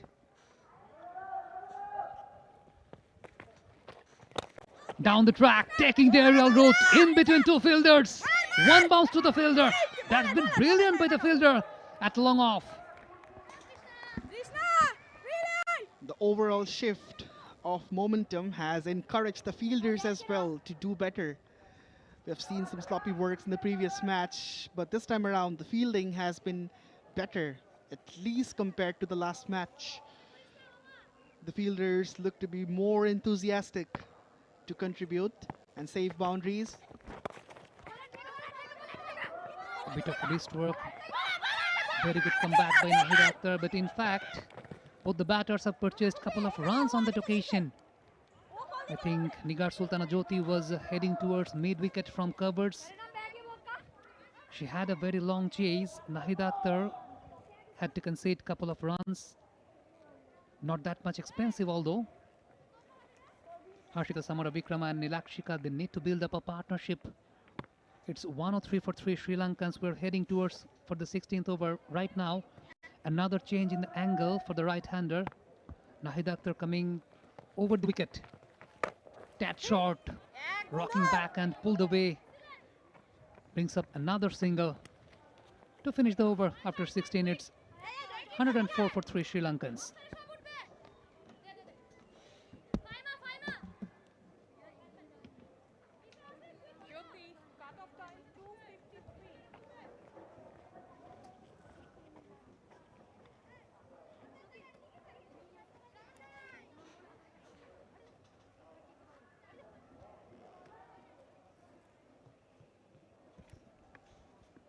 That has been the bowling card for the Bangladeshi bowlers. Faria Trishna ended up of 23 runs, conceding a single wicket being purchased. Sultana Khatun 4 overs 21 for 1. Nahid Akhtar 3 overs 3 dots 22 for no wicket. Ritu Moni bowling 3 overs 25 for 1. Shobana Mustari has been featured for a lone over.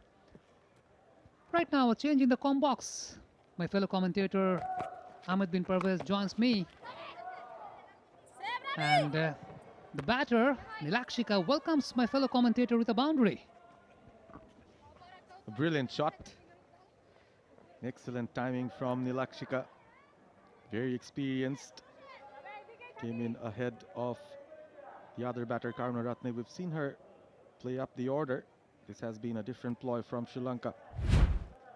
36 years old, 𝗂𝗚𝗃𝗃 has seen it all. Debuted in 2013 when she was only 14 years old, so it's a wealth of experience. Fahima keeps on flighting it, but this was short and cut away for a boundary. Back-to-back fours. That's very good use of the feet by 𝗂𝗚𝗃𝗃. As soon as she realized that the bowler is going to pitch the ball a bit wider, a bit shorter, just anticipating the line and the length very well, closing the face of the bat, just fetching the boundary on that occasion. 𝗂𝗚𝗃𝗃, that's been brilliant. Fahima probably would like to bowl a bit quicker. She's been flighting the ball a lot, bowling very slow. Again, tremendous amount of flight. We'll pick up a single. I think that's a good comeback by Fahima Khatun. Every time when she's bowling into the shorter side, she's being punished by the batters. Right now, she has conceded a couple of boundaries in this particular over, but she needs to be very much consistent as far as her line and length is concerned. I think length is the key when you are bowling to the Sri Lankan batters. Right now, a bit of extra protection into the 30-yard circle. There is a backward point, conventional one, cover and an extra cover. Important phase of the game for Fahima. Jyoti has trusted her to bowl at the depth. This is just her second over, so probably will bowl some more. I think that should be the length when you were bowling at the death. Last 12 balls, it has been 18 runs being purchased by the Sri Lankan batters. Left-hand, right-hand combination is going on every time after a single. The captain has to redecorate the field setup. Right now, a deep mid-wicket, a deep square leg in place along with a long on. Make some room for that sweep. Still won't find the boundary. 𝗂𝗚cie 𝗶𝗵𝗲 gets a single. Her highest of 63 in women's T20Is came against Bangladesh back in 2023 in Colombo. The trajectory what you have been talking about, Ahmed bin Parvez, she's been tossing it up, tossing it really high above the eye line of the batter. That really provides the opportunity for the batter to actually anticipate the line and the length. Catch it is the call. Not timed well enough. Nigar Sultana will pick up and throw. Batters pick up another single. That will be the end of over number 17. Sri Lanka women 116 for 3.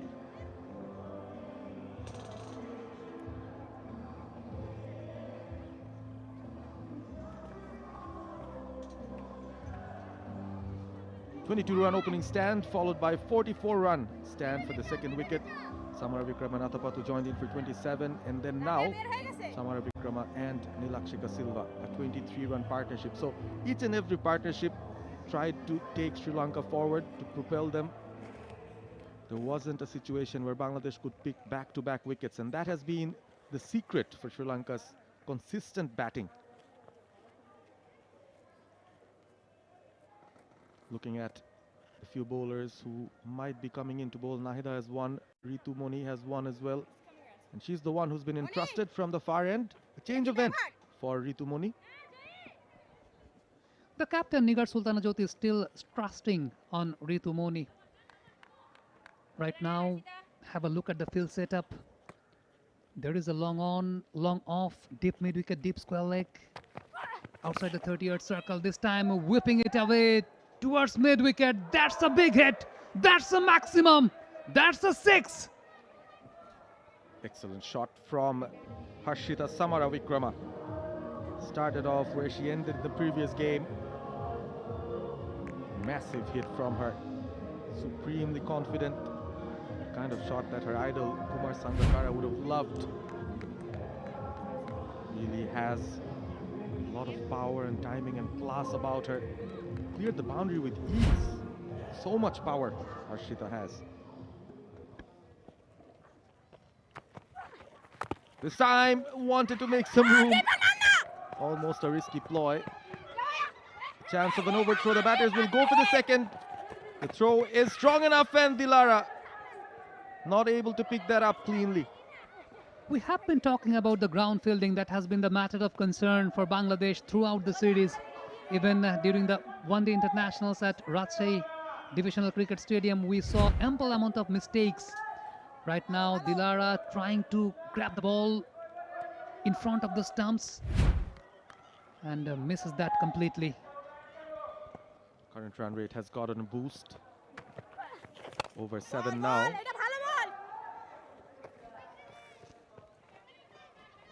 I think Harshita Samaravikrama has been exposing her intentions at the very early stage, and that really allows the bowler to follow the route of the batter, and that creates opportunity for the bowler to deceive. Right now, in this particular over, 𝗃𝗚 has been good, although she conceded a 6er in the very first delivery, but after a narrow comeback, I think she's been doing well. A partnership is going on between Harshita and 𝗂𝗚cie, change in the field. Whenever there is a right-hander, a bit of extra protection inside the 30-yard circle onto the offside. Bowling in from wide of the crease, cheeky, above the keeper's head. Will just get a single there. It's a bit risky to not have a fielder in the deep square of the wicket for 𝗃𝗚. And for Samaravikrama, the fielders again get to their positions very quickly, running in. Again, there's no fielder in the deep for Samaravikrama on the offside square of the wicket. Go straight. And we'll find the boundary one more time. This is brilliant stuff. That has been great anticipation by Harshita Samaravikrama.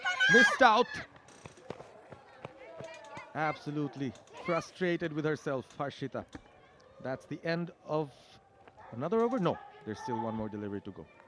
Or two more, probably. Once again, a bit of crowd on offer at Sylhet International Cricket Stadium.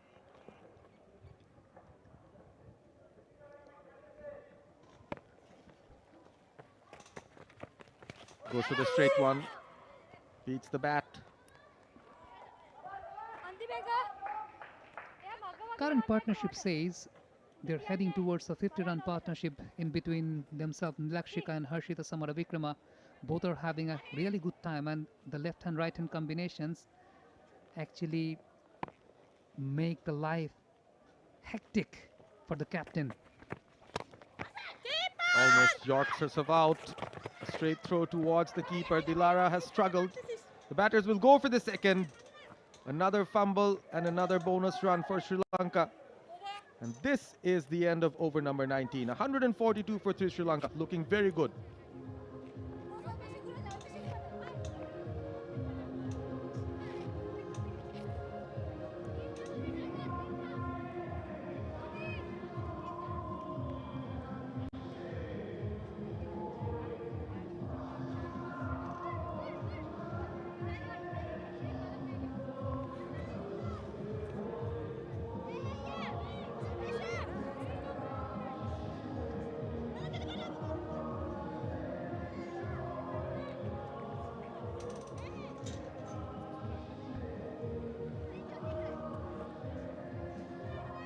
It has been a pretty decent comeback by Bangladesh at the very last stage. The last over is coming up. Sri Lanka scoring 142 for 3. 𝗂𝗍 Akhtar has been brought into the attack for the very last over. Both the batters, 𝗂𝗂 𝗬𝗂𝗃𝗃 and 𝗂𝗚𝐼𝐞𝐸, charging down the wicket, not getting the elevation right. One bounce to Nigar Sultana-Jyoti, the captain, having a great time in the field. Yeah, she has a good time, especially with her catching.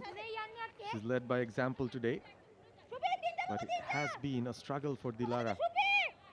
Did not have the best of days again. To be keeping gloves behind.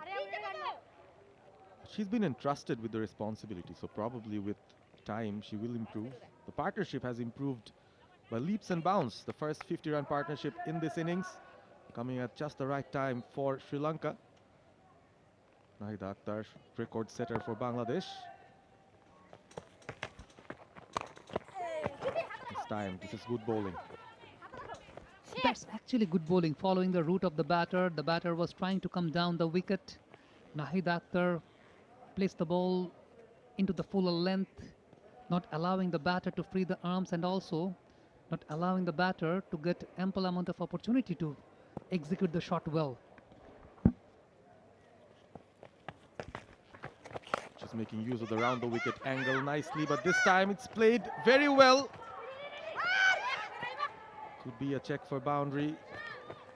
The fielder doesn't look very confident. Let's see. I think she has done a good job. The deep mid-wicket fielder, she had to run towards her left 5 to 6 meters towards her left, trying to fetch the ball in. That was a brilliant shot played by 𝗂𝗂 𝗬𝗂𝗃𝗃. It was a tad shot by 𝗂𝗍 Akhtar. Looking at the fort, maybe her feet was touching the rope while the ball was in her hand. Just having a close look.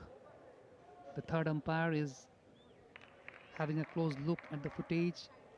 Sharna Akhtar moving towards her left, trying to fetch the ball in, and while her feet was touching to the rope. Yes, 4 signal by the umpire. Rightly pointed out, while her feet was touching to the rope, she was also touching the ball with her hands. Good effort nonetheless. 𝗂𝗂 still finding those gaps. Will definitely go for the second.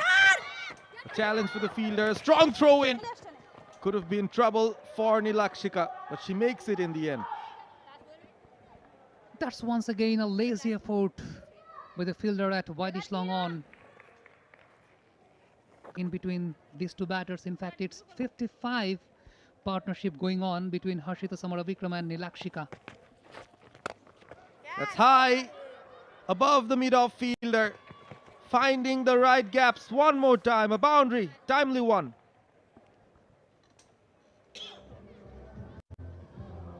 And that really brings up the 150 for Sri Lankan women, I guess. Taking the aerial route. As soon as the batter realized there was mid-off up into the circle, did not hesitate to play the shot, 𝗂𝗂 𝗬𝗂𝗃𝗃. She moves on to 43. I think 𝗂𝗍 Akhtar on this particular occasion was not bowling according to the field setup, because the mid-off was up into the circle. You cannot just allow the batter to play the shot. This time, once again, taking the aerial route. Should be gone. And yes, it is taken sharply by Sharna Akhtar at the very last stage.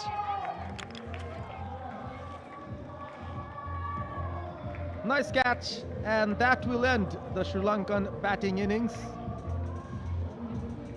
The final ball of the innings, producing a wicket. 𝗂𝗍 Akhtar just pulled her length back a bit. 𝗬𝗂𝗃𝗃 not able to get to the pitch of the ball, went with the shot nonetheless. An easy catch for Sharna in the end.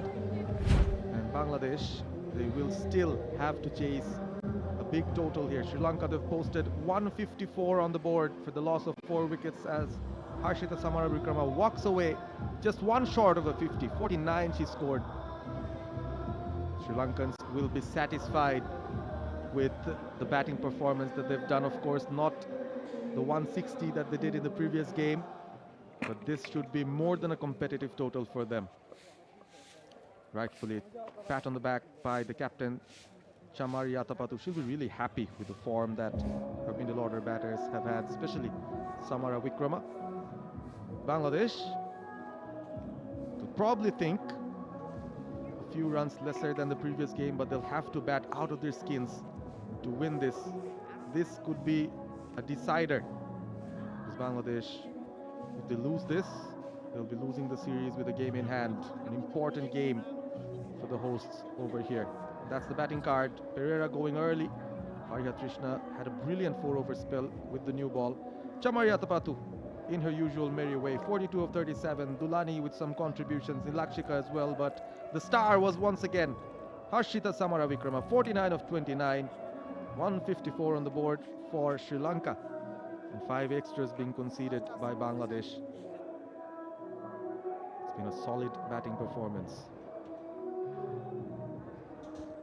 The bowling card for Bangladesh, Arya Trishna grabbing up a single wicket along with Sultana Khatun, Nahida Akhtar at the very last stage in the very last ball, purchasing a single wicket. Ritumoni was a bit of expensive 4 overs for her 40 for 1. Shubhana Mustari bowled for a couple of overs, conceding 19. Fahima Khatun also bowled a couple of overs for her 16. At the very last stage, Sri Lanka were able to manage to score 154 for 4 after the completion of 20 overs.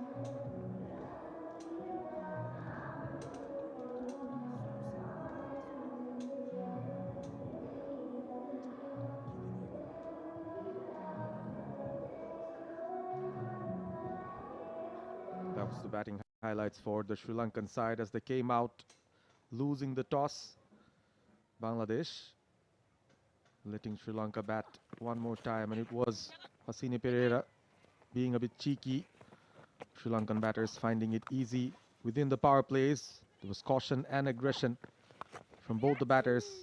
𝗂𝗏𝗃𝗃𝗃 already gave signs of form, and that was the first wicket. Hasini Pereira trailing once again, just the 9 runs to her name.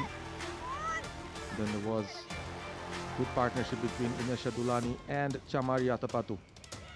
Imesha pulled out in the deep as well. 𝗂𝗏𝗃 was still trying hard, getting those boundaries. Very fluent, very attractive to watch as a batter. The Sri Lankan skipper, she holed out in the deep. Slight fumble, but Krishna did well. 𝗂𝗏𝗃 misses out on another opportunity to score a 50 against Bangladesh. In came 𝗃𝗂𝗃𝗃𝗃 and Samaravikrama. The two of them batted till the end, found the boundaries with regularity. A lot of power being shown by the left-handed Samaravikrama, hitting Bangladesh's best bowlers. But that was the last delivery of the innings. She went out for 49, and Sri Lanka ended up with 154 from their 20 overs. And the target for Bangladesh, 155 from their 20 overs. We'll be coming right back with the Bangladesh run chase.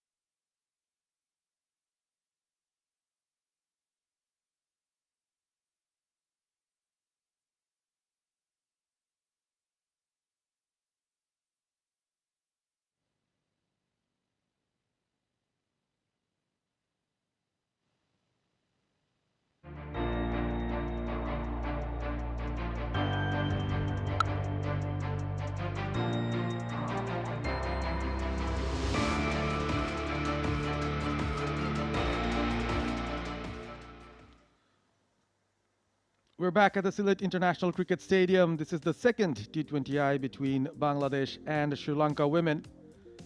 Sri Lanka losing the toss, batting first, posted a very, very competitive total of 154.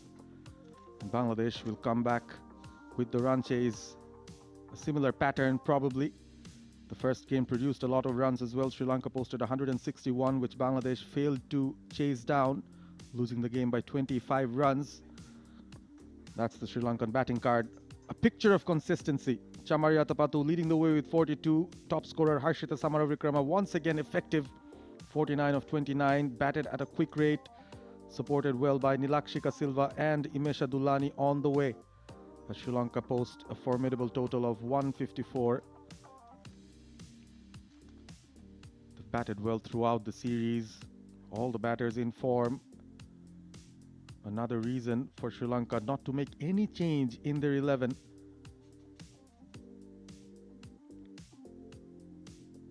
It was a cautious start for Sri Lanka, which led on to that flurry of boundaries to finish. Bangladesh, a few of them with the wickets. Fariha Trishna, Sultana Khatun, Nahida Akhtar, Ritumoni picking up the 4 wickets, but not being able to restrict Sri Lanka to a total that they'll be comfortable with. Alif Tasneem alongside me. Alif, how have you enjoyed the Sri Lankan batting? This has been a phenomenal display of batting. The consistency, the temperament, everything has been sublime. The batters, they are carrying a very good form. The bowlers from Bangladesh couldn't really give a tough time to the Lankan batters, and they have really assessed the conditions so well, carrying the form of the ODI series from the heat of Rajshahi to the cold weather here at Sylhet in the first T20 International, although it's a different circumstance in the second T20, as the Bangladesh openers are making their way. Dilara Tola and 𝗀𝗫𝗫𝗀𝗀, they did have a blistering start in the first T20I, Parviz. They did, certainly did. 39-run opening stand, both of them getting a few boundaries. The first 4 overs yielding quite a few runs. But 𝗂𝗵𝗂𝗂𝗂𝗂 came and broke the momentum. And that's where there was a mini collapse in the Bangladesh batting innings. The middle order has to click. Captain Nigar Sultana mentioned that at the toss. They'll be coming in with some confidence here, the 2 openers. Relatively new, this partnership, just batting together for a handful of games, mostly in the World Cup qualifiers that was held in January this year. The good thing, the good news for Bangladesh is both these batters bat with a high strike rate. Dilara Akhtar has a T20I strike rate of 113. 𝗀𝗫𝗫𝗀𝗀𝗀𝗀 on the other hand, a strike rate of 110. And if they get going, they'll score you some quick runs. That is a guarantee. And what is also a guarantee is Malki Madara's consistency. 25 years old. So have a look at Dilara Akhtar. 22 years old from Dinajpur. Made her debut in 2022.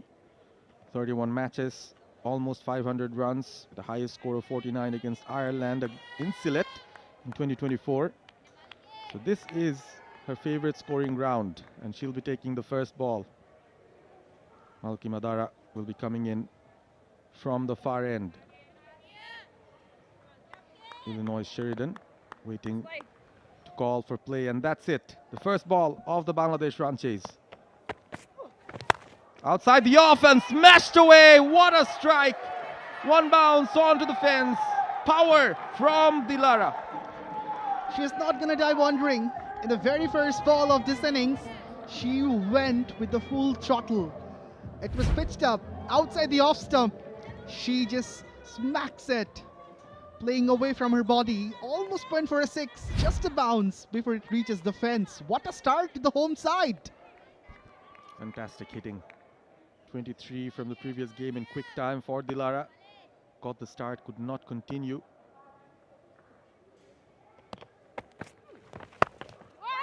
Shorter length immediately. Both the Bangladesh openers in the first T20I came with all guns blazing. Will they continue the same rhythm? That's the question. But both these batters have that capacity and caliber of hitting those big blows, as 𝗂𝗂𝗎𝗄𝗃 is starting the proceedings. Right medium bowler picked up a couple of wickets in the first T20I in exchange of 31 runs.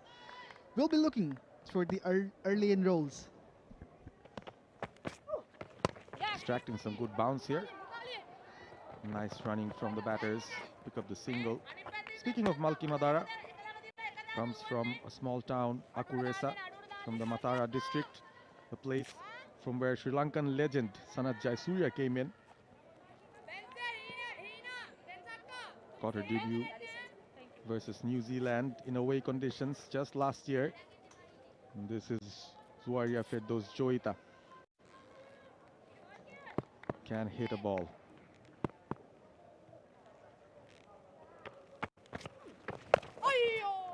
Not full enough, went for it anyway. Will get off the mark. Straight away, the aggression has been demonstrated by 𝗂𝗏𝗃 as well, just like her partner 𝗃𝗏𝗃𝗃. Both the Bangladesh openers are showing some intent from the get-go. They are trying to be aggressive and take the attack on the Lankan bowlers. Some interesting banter between Jyoti and 𝗂𝗂𝗎𝗄𝗃 as they were warming up. Jyoti said, 𝗂𝗏𝗃, too much swing. So she can move the ball inwards with the white new ball. Slower one, variation. 𝗂𝗏𝗃 knows that the Bangladesh batter, especially 𝗃𝗏𝗃𝗃, would love to wind up in the very first over. Hence, change of pace, taking the pace off the ball, and that was a leg cutter perhaps. We could have had a better look if there was the replay, but boundary in the very first ball, then a couple of singles. Not a very bad start for the home side. Another testament to the kind of wicket that Sylhet has produced. Excellent batting deck. And something in for the bowler as well. Got some good bounce, but that was swung very nicely onto the gap. Dilara picks up another boundary to end over number 1. Bangladesh flying once again. 10 for no loss.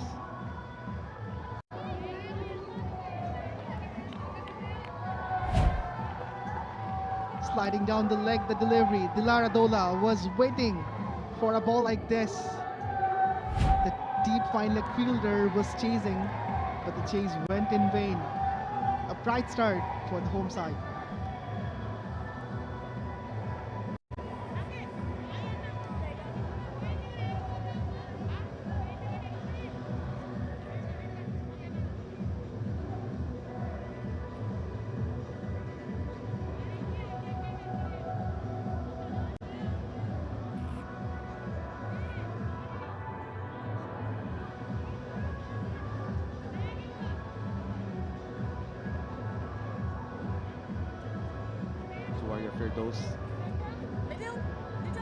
What an athlete, what a career she's had already. Interesting facts about her. Just 20 years old, can keep, very destructive as an opener. Got her debut this year against USA. Just the 8 matches before this, 139 runs. Already has picked up a 50 against Thailand in that World Cup qualifier. In comes the slinger, slightly aerial, risky shot, but she will fetch a single. 𝗂𝗏𝗃 is not going to the pitch of the delivery, not much of a feet movement as well. Just placing her bat wasn't the best shot to offer against Mithali. As 𝗃𝗏𝗃𝗃 comes back to the strike, scored a blistering 23-14 with 4 fours and a 6. Would be looking to have a better start in this match, since this is the last hope for the Bangladesh to save the series. They must win this game to keep their hopes alive for the third and the final T20I. What an opportunity for Mithali Ayodhya, getting her debut in this series.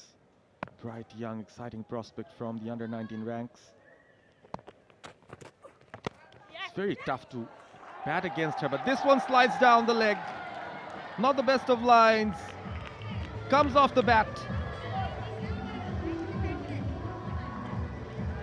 𝗃𝗏𝗃𝗃 would love it. Sliding down the leg. and lost not the best of the efforts from the keeper. She could have done a lot better to save that 4. Yes, it went down, was rolling all along the carpet, but the keeper could have done better. So a boundary again for 𝗬𝗏𝗀𝗃𝗏. Third one for her in this match. Again, a good start for Bangladesh too. They just have to carry on.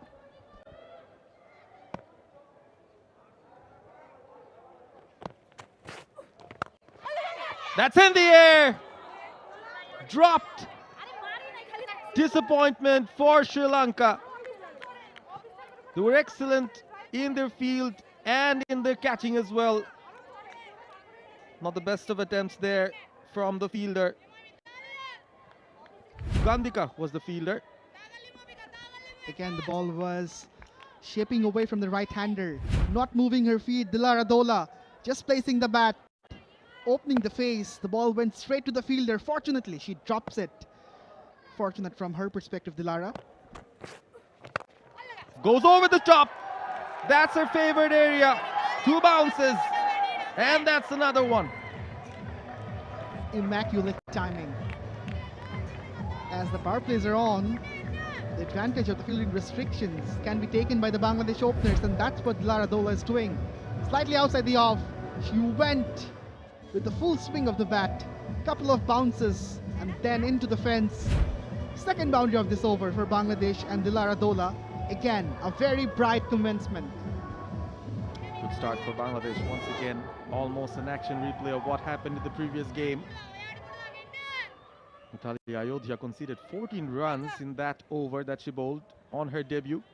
𝗬𝗏𝗃𝗃 picking up a 6 and a couple of boundaries.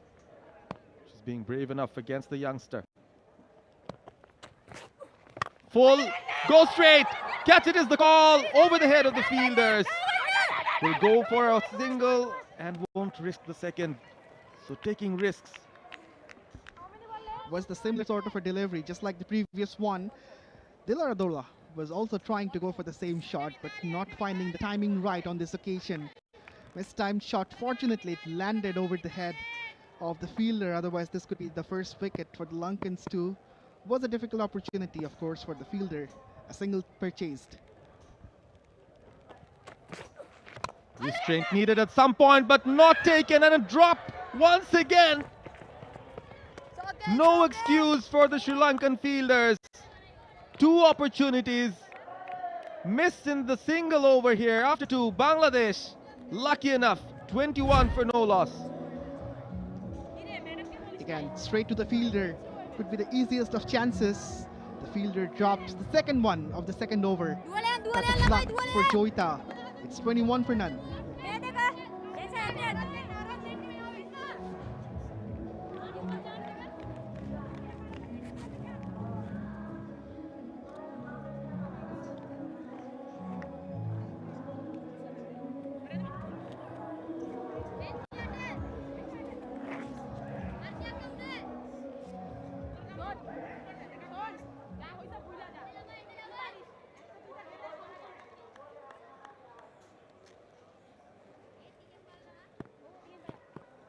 Joita will be on strike, and from the far end, change in bowling. We'll be seeing 𝗂𝗏𝗃𝗃𝗃 Kumari. The first time in this match, 34 years old, experience from the northwest province of Sri Lanka. Was economical in the previous game. Didn't pick up a wicket, but got 29 runs from her 4 overs.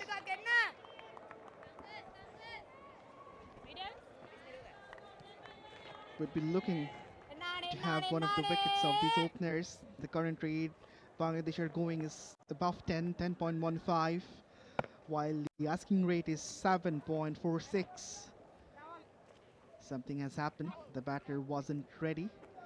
𝗬𝗏𝗃𝗃 has kept wickets for 20 overs and then has come to bat at the opening spot. Certainly a tedious job.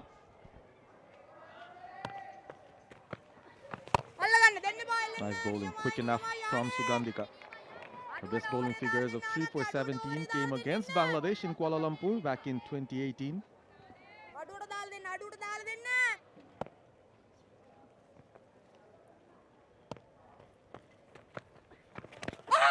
bowled. Big shout, not given. Again, 𝗿𝗏𝗀𝗃𝗏 looks to wind up. There was a fielder at mid-wicket. Then again, she tries to eye that zone. She can keep the ball straighter. Go over mid-on. Then there will be some runs. Again, darting that in. This is excellent stuff. In her 93rd match, Sugandhika Kumari, 68 wickets to her name. Someone that Chamari Atapattu will trust against the two aggressive right-handers from Bangladesh. Moves away, risky. Somehow manages to put bat to ball. That's very well bowled. Hitting that nagging line. The armour using the angle to bring the ball back into the right-hander. 𝗿𝗏𝗀, in this point in time, is stuttering against Sugandhika. Plays it, finds the gap, chase for the fielders. The batters will pick up the 2 runs. Has been a very tight over from Sugandhika.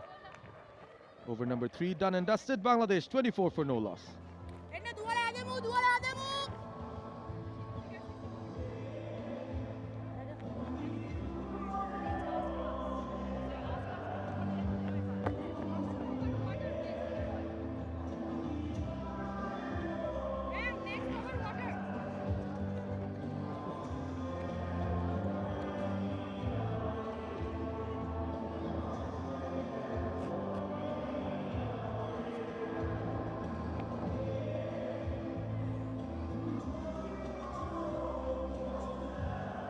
Over number 4, and it's almost a deja vu of what happened in the previous game.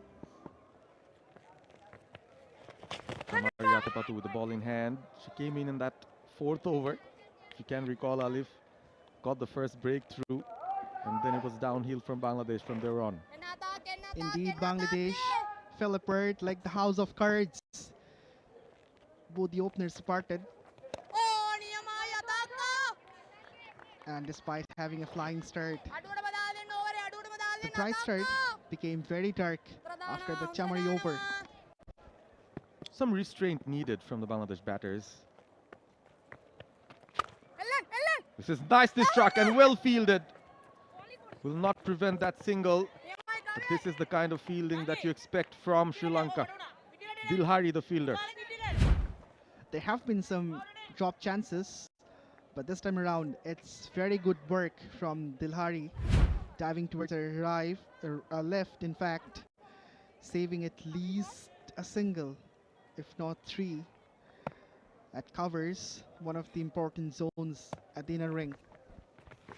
Short, not punished. Taking the pace off Chamari Atapattu, but again bowling it short. She really wants the batters to be aggressive. Goes down the ground, will fetch a single. Direct hit, ball deflects out. An effort from Nathiangana to prevent any extra runs being taken. This is much better from Bangladesh. They've understood that they have the runs on board, probably in and around the requirement. Has dropped down a bit, the run rate, 6.78 at the moment. It was pushing 10 above 10 after the first 2 overs. Spin could be an important factor in this game. Well played and well bowled as well from the Sri Lankan skipper. A neat over comes to an end. 26 for no loss, Bangladesh.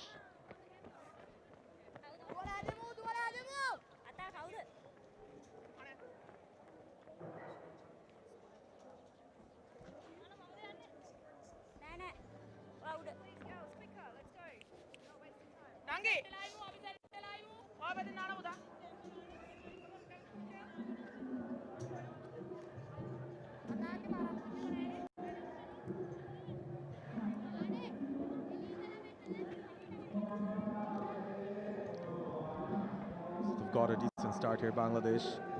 And 2 openers still intact. And joining me is Abid Hussain Sami. Welcome back. Thank you so much. And by the grace of some brilliant batting by Dilara Akhtar, Bangladesh have managed to score 26. After the completion of 4 overs, good to see a bit of crowd coming in. 𝗂𝗵𝗶𝗃𝗃 maintaining the flatter trajectory and forcing the batter to rock back dot ball. Crowd coming in, trying to find the shade. Does that remind you of your childhood, Sami? Quite a bit. This time, once again, rocking back, got ample amount of room to execute the shot, but ended up finding the fielder. Actually got to know from a few close to you. Used to be in the field all the time, watching all sorts of cricket that's possible. Now coming down the track, a bit of mix-up. Finds the fielder at mid-on. I can remember back in 2011, the first time I got entered into the Mirpur Sherebangla National Cricket Stadium. Maybe that was the NCL was going on for the very first time, the first franchise league featured in Bangladesh. Shoaib Akhtar came to play for the Chittagong franchisee. And on that particular day, I went to Mirpur Sherebangla National Cricket Stadium without a ticket being purchased. Was there a system for a ticket, or you could watch it for free?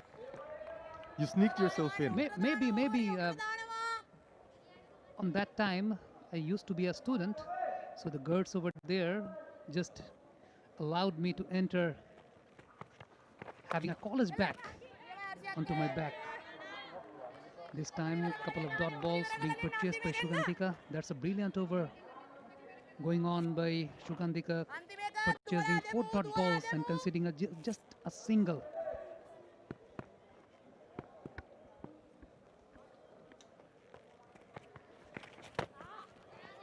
Going down the leg side, I think she missed the opportunity. Wide signal by the umpire, although, but it was an opportunity for 𝗂𝗵𝗃𝗃 to free her arms.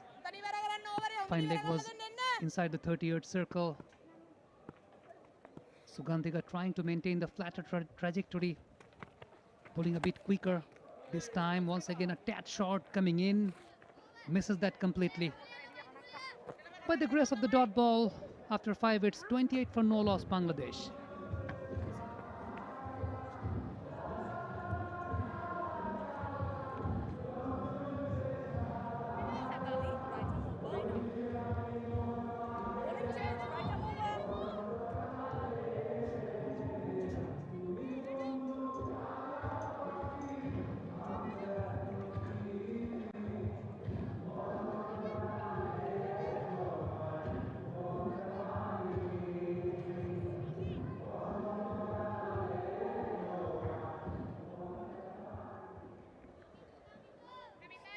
Mithali coming in from the combox end, once again considered 11 of her first. Opening the face of the bat, a quick signal being purchased by the batters. Throw in at the striker's end. 𝗂𝗵𝗃𝗃 had to hurry to complete the single. Crowds coming in, interested. Good to see. Some people coming in to watch this game. This is the second of the 3-match series. Playing across the line, it's up in the air. Long chase for the fielder, but misses that completely. By the grace of the drop catch, both the batters have managed to purchase a couple of runs. 𝗂𝗵𝗃𝗃 trying to play across the line, but did not get the elevation right. That was risky. Hasini Pereira was chasing it. It's always a difficult chance when you have to run back with the sun right above your head. She had her glasses on, and 𝗂𝗵𝗃𝗃 went for that. Actually came off the top edge. Good effort in the end from Hasini Pereira, just not able to grab that. This time, slapped it hard. 1 bounce, 2 bounce into the fence. 𝗂𝗵𝗃𝗃 joins the party with Dilara. That's a bit of an experience from Mithali Ayodhya. She's seen 𝗂𝗵𝗃 struggling with the shorter ball, but this time bowls a bit fuller. Anything full, she's going to go full throttle. She really has those big levers. struck it well, good enough. Power plays still in action. Final over of it. 𝗬𝗧 gets her first boundary. This time playing the shot with vertical bat instead of playing that with the horizontal bat. Going down the leg side, it was the slower one. A bit of adjustment by 𝗵𝗵𝗽. I think in the previous match, what we found that 𝗵𝗵𝗽 was very much prominent of pitching the ball towards the leg stump and shaping the ball towards the off stump, and that has been the key feature of 𝗵𝗵𝗽 in the previous game, and that was the deceiving factor for the Bangladeshi batters. But this time still she's searching for the line and the length. A tad shot. 𝗬𝗧 tried to pull the ball away but ended up getting the underage. That was a drag on from 𝗬𝗧. Her pad saving her. Could have easily crushed onto the stumps. 𝗵𝗵𝗽, I think this is the kind of length that she'll want to hit. Slightly shorter. Will prompt the batter to play off the back foot. Horizontal shots. Probably not the strongest suit for 𝗬𝗧. This has been a good over for Bangladesh nonetheless. A big learning experience for 𝗵𝗵𝗽. What can she do when she doesn't get the swing? That is the challenge for her.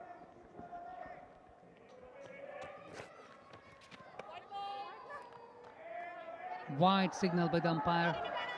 The angle, the trajectory of the slinging action bowler has been always very much difficult for the batters to deal, because every time when the slinging action bowler is bowling, that is actually coming just in front of the umpire. In general occasion, when a bowler bowls, that actually comes from over the bowler's head. But it's really difficult to adjust for both the batters against 𝗵𝗵𝗽 because they're not that much used to. But this time, slashing it hard, got the outside edge. 1 bounce, 2 bounce to the fielder. It's 38 for no loss, Bangladesh. I'd say a very ideal start from Bangladesh's point of view. 38 for no loss, exactly the kind of place they'd want to be at the end of the power plays. Dilara on 23 has been the bright spark. 𝗬𝗧 trying hard, batting at close to 100 strike rate here. 𝗵𝗵𝗽 come in for the final delivery. Once again, not finding the right line, 𝗵𝗵𝗽, in this particular match. That has been the third wide in this particular over. But I was mentioning that in the previous game, 𝗵𝗵𝗽, she was struggling at the very first over, conceding 14 to 15 runs against Dilara, but after that she just got the right track, and she found her right line and length to deceive the batter, and it was pitching the ball towards the leg stump and shaping the ball away from the leg to off. Once again, not finding the right line, misses that completely. A bit of fingertip by the wicketkeeper that really allows the batter to purchase a bye. Couple of bonus runs being purchased for Bangladesh. 4 wides from 𝗵𝗵𝗽. Probably will have to talk a bit with 𝗬𝗧. She needs a bit of confidence to finish the over. 4 wides is not good from her. Once again, the similar thing. I think the pressure is mounting up for 𝗵𝗵𝗽. What has been the matter of concern? I think a bit of change in the action. I don't know. She's not getting the right rhythm, not finding the right line, a bit of conversation. 𝗵𝗵𝗽 just graduated from under 19 level. Right now, a bit of conversation by the senior campaigners to 𝗵𝗵𝗽. This time she's changing the angle, coming around the wicket for 𝗬𝗧. Slashed it hard, plays over cover, and that is dribbling towards the boundary and finds the boundary as well. A struggling over comes to an end for 𝗵𝗵𝗽. A boundary to finish for Bangladesh. It's 46 for no loss after 6. Anything full, 𝗬𝗧 will punish you. The angle was perfect for her to go over the offside on the square region. She finds her second boundary. Quick outfield. 46 for none Bangladesh after power plays.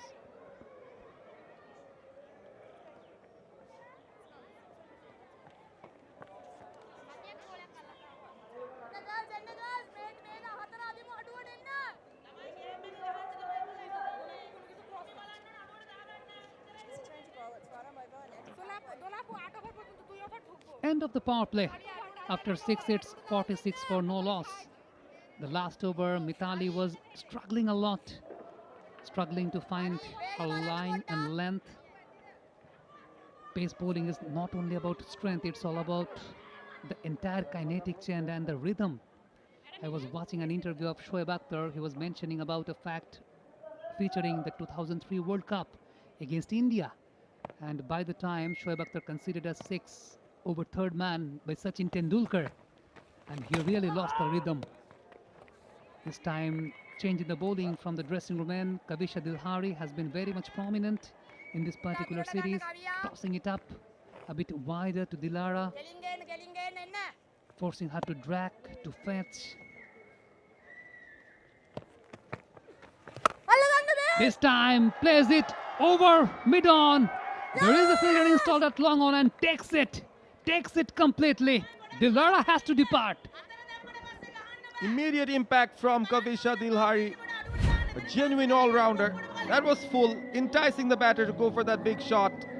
And since the power plays are over, the were fielders set up a very nice catch in the end, taken in the deep. But Dilara, she's played a good hand, got the start, but again, not being able to convert it into a big one. 23 of 23, Dilara goes off. Bangladesh lose their first.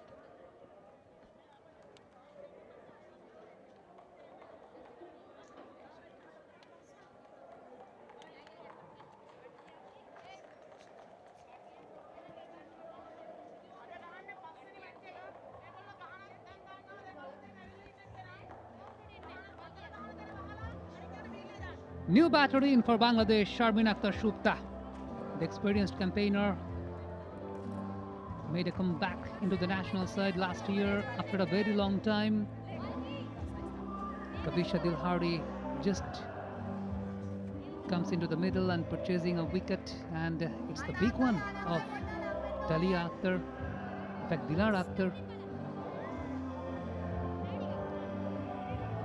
Just have a look at the field setup. There is a long on in place, mid-off up into the circle along with a deep mid-wicket and deep square onto the onside. That's good bowling. That's very well done by 𝗂𝗃će 𝗿𝗂𝗃. Spinners will definitely have an impact. You've seen a stark contrast. The three spinners being used, Chamaria, Tapatu, Sugandhika and 𝗿𝗂𝗃. They've been so economical. And the two quick bowlers were actually the most expensive ones. She's been bowling quick. In fact, the left-arm orthodox spinner bowling the third over for Sri Lanka, she was also bowling quick. 𝗂𝗃će 𝗿𝗂𝗃 maintaining a flatter trajectory for Sharmin Akhtar Shupta, not providing her ample amount of opportunity to just judge the line and anticipate the length.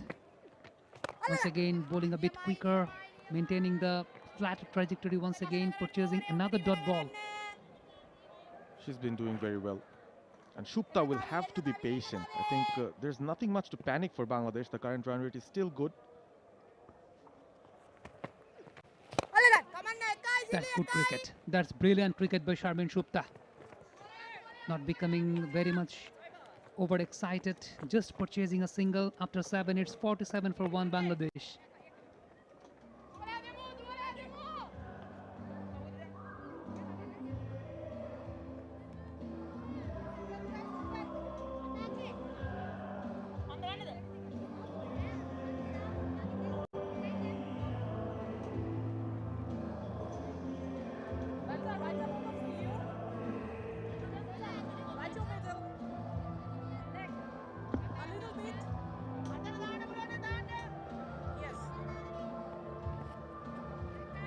Right now, a change in the bowling from the combox end. Malki Madara has been brought into the attack once again after the first over. Bangladesh are heading towards the target. Right now, it's 47 for 1. They have lost the destructive opener, Dilara. A bit wider, trying to chase the ball. Maybe purchasing a couple of runs on that occasion. Yes, it is. There was a chase on for the fielder, but it ended up purchasing a couple of runs for both the Bangladeshi batters. Interesting ploy from Chamar Yatapatu. Probably wanting her quicker bowlers to finish off their overs early enough, because she will have to mainly depend on spin. She's keeping the spinners for the latter end, probably when the ball might hold on to the wicket a bit.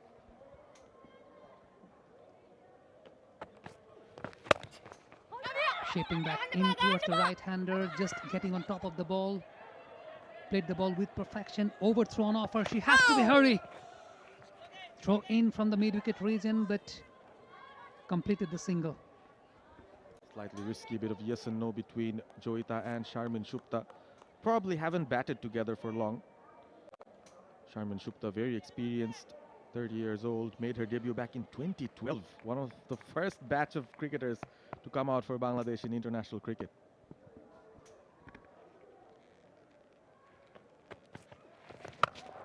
Playing across the line, taking the aerial route. That's a big one.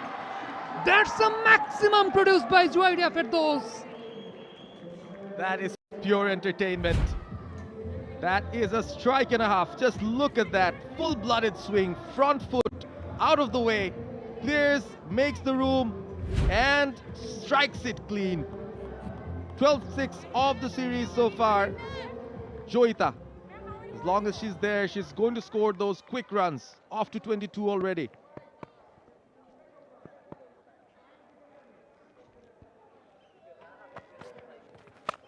Once again, playing it hard with hard hands. Chase on for the fielder, but ended up getting another boundary. 𝗂𝗂𝗃𝗂𝗃, she's on a mission. She's on fire. What a shot. This is destructive power. Not an easy shot to play off the back foot. The power she generates from the bottom hand is exceptional. No pace offered on the ball. And a brilliant gap to find as well with the fielder in the deep. No chance. Exceptional batting here. The quick bowlers are going for runs here. 13 of this over already. 2 more left to go. Bit of discussion with the bowler, Malki Madara. She's experienced enough to understand she has to do something different here.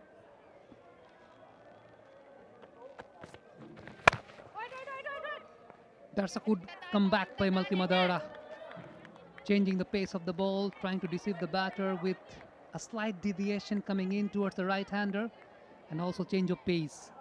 That's been a massive over for Bangladesh. This is very good batting as well. We're gradually seeing a few cricketers coming in Bangladesh women's cricket who can be X-factors, especially in the T20I format. Once again, whipping the ball away towards deep square, but big shot for a single. A big over, a very big over, comes to an end for Bangladesh. After 8, it's 61 for 1 Bangladesh.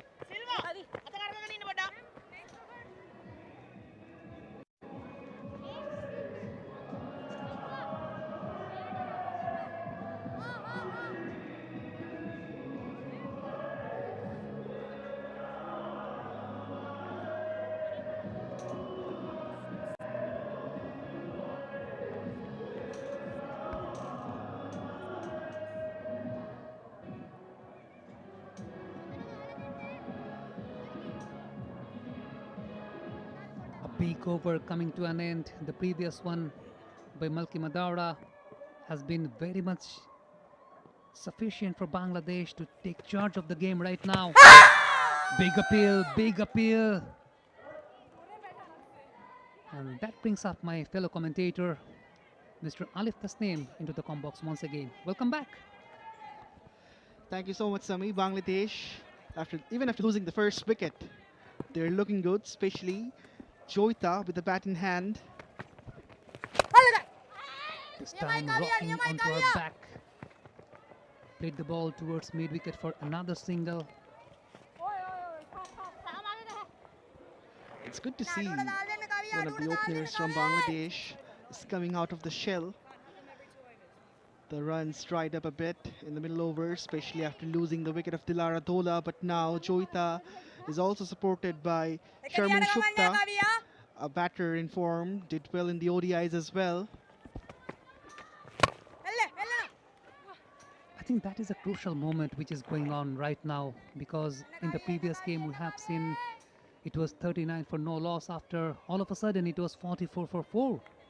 So the consistency in the middle order that should be bring in by the Bangladeshi batters. Kavisha Dilharish is also having a great time. Once again tossing it up and forcing the batter to open the arms. This time picks up the single. A wicket maiden in the first one for Kavisha Dilhari. A maiden in T20 International is something exceptional and special. And if a wicket gets added, that's icing on the cake for any bowler. Had a very bright start, did Dilhari. Goes for the sweep shot for the underage. Brings up another run for 𝗂𝗍𝗏𝗃𝗍. I was wondering about the fact that whether 𝗂𝗍𝗏𝗃𝗍 will take the aerial route towards long off or not, because whenever Kavisha was bowling to 𝗂𝗍𝗏𝗃𝗍, the mid-off was up into the circle. Right now, similar thing was being applied against Sharmin Shupta, but a bit of wrist work to purchase the single, and that ended up another over. After 9, it's 65 for 1 Bangladesh.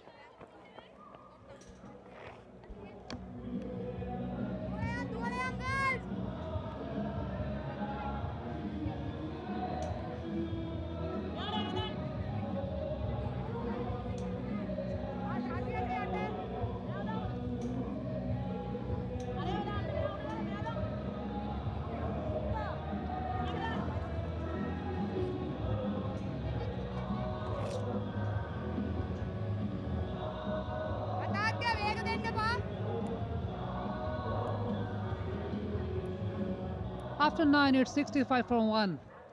At this stage, Sri Lanka were 58 for 1. Chamarathapathu once again coming into attack, and she's been the bowler with the golden arm. Every time when they need a breakthrough, Chamarathapathu is there. Indeed, such a gem of a player for the Sri Lankan side. She can do everything. Can bat, can bowl, can save runs in fielding. A complete package. That's good cricket. I think this particular over is going to turn out to be a vital one for Bangladesh, because Chamarathapathu has brought herself in once again to purchase the breakthrough. So it's up to the Bangladeshi batters right now that do not take ample amount of risk. Just go with the flow of the match. Just keep the scorecard ticking, purchasing the singles. That was a close one. That was a close one. If that could have come out of the gloves of the wicketkeeper at the very early stage. Shupta was careful, placed her bat at the right time. Otherwise, this could cause curtains for her. I think they had allowed the singles for the Bangladeshi batters. In fact, there is no fielder inside the 30-yard circle at the onside for Sharmin Akhtar Shupta. That really allows them to purchase the singles comfortably. This time, a tap shot, a mix-up into the middle. She has to hurry. The stumps are being broken by the wicketkeeper, and it's been referred to the third umpire. This could be the big wicket of 𝗂𝗍𝗏𝗃𝗍, who was looking so good in the middle. And Lankans think they have got the player. They seem to be very confident, and 𝗂𝗍𝗏 is also walking off. She's waiting in the middle. She has to wait until the signal comes from the third umpire. But the Lankan thinks it's out. I don't know whether it's a superstitious factor or not, but every time Chamarathapathu comes in and purchases a wicket, this time not with the ball, but by the grace of a run out, I guess.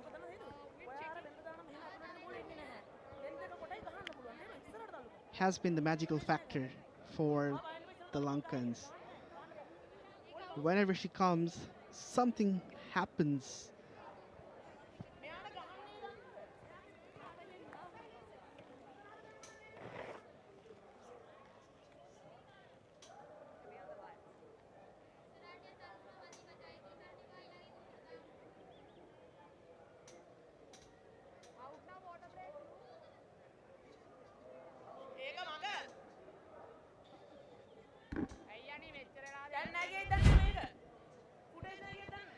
So this has transpired. Choita way short, and that's a clear out. She was actually walking back as soon as the wicketkeeper just broke the stump. 𝗂𝗍𝗻𝗂𝗃 just to reconfirm. She was standing into the middle. Right now, the decision has been given by the third umpire. It's OQT out. 𝗂𝗍𝗻𝗂𝗃 after a convincing innings, she has to depart by the grace of some brilliant fielding into the middle. In fact, the run was not there. It was not there. Lack of conversation. The combination was not perfect in between the two batters, Sharmin Akhtar Shupta and 𝗂𝗍𝗻𝗂𝗃. We saw on a couple of occasions the mix-ups actually caused in this particular occasion a wicket for Bangladesh. The second blow for Bangladesh. It's 67 for 2. We're heading towards the 10th over.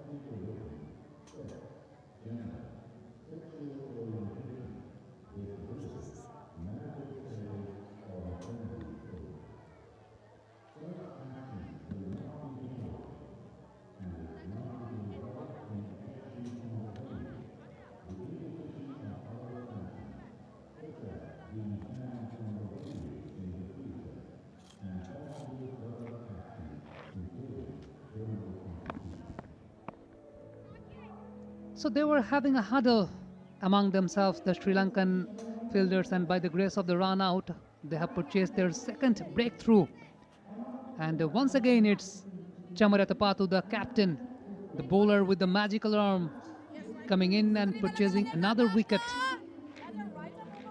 This time not with the ball, but the run out is bringing another wicket for Sri Lanka's Nigar Sultanajoti, the captain of Bangladesh. It's captain versus captain.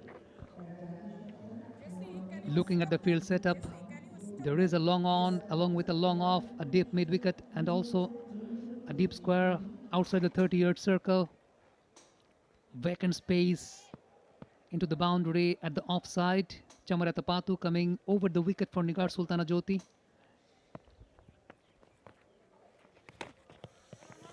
Straight away with a floater and misses that completely. After 10, it's 67 for 2 Bangladesh.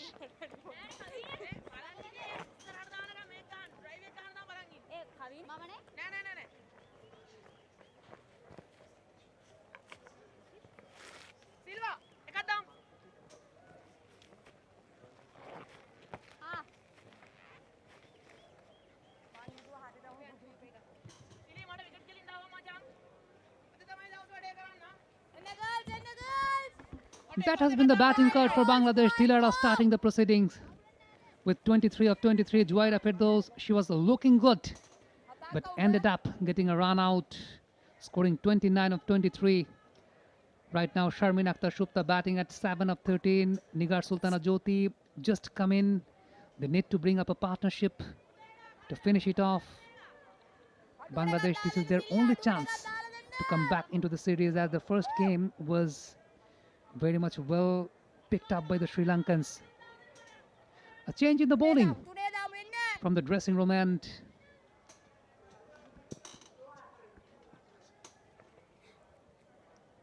a bit of pace on offer.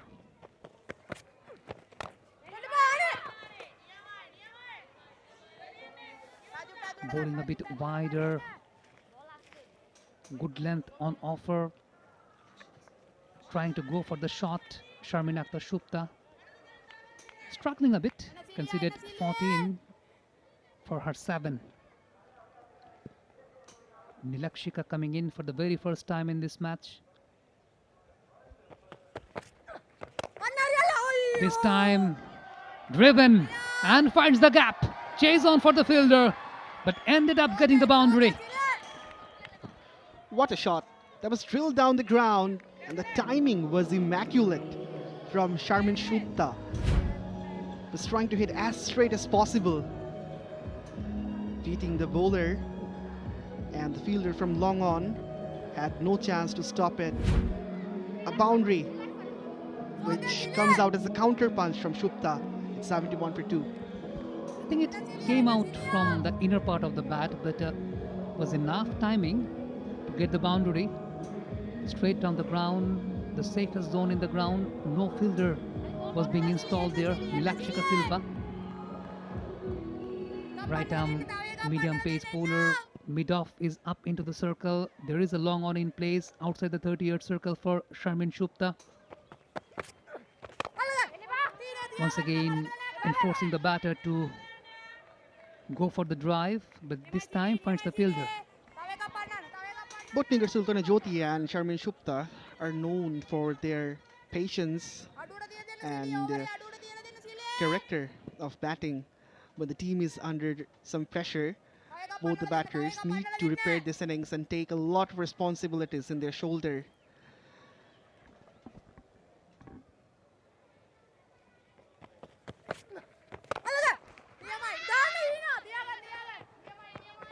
Very well fielded at the edge of the 30-yard circle at mid-off. I think whenever the bowler is targeting the stumps, you always have the opportunity to make room for yourself and go inside out over extra cover. And that has been the matter of concern for all the Bangladeshi batters. What we have seen throughout the series, that playing those kind of shots are not onto their curds.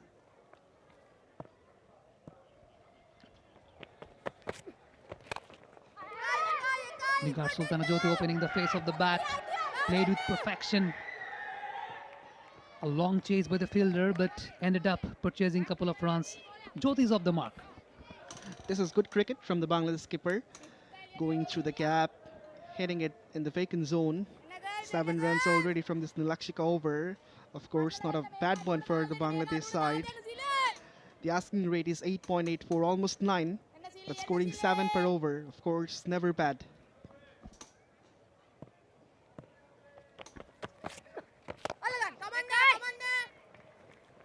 Shuffling across and purchasing another single. Single to end up the over.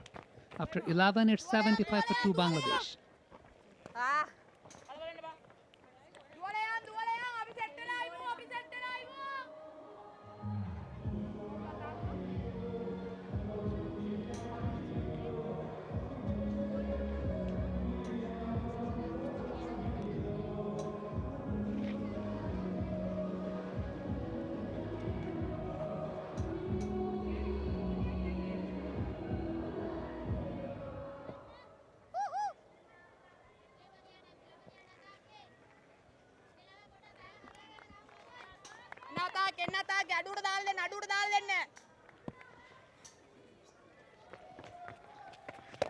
Chamura Tapatu once again came back from the box end.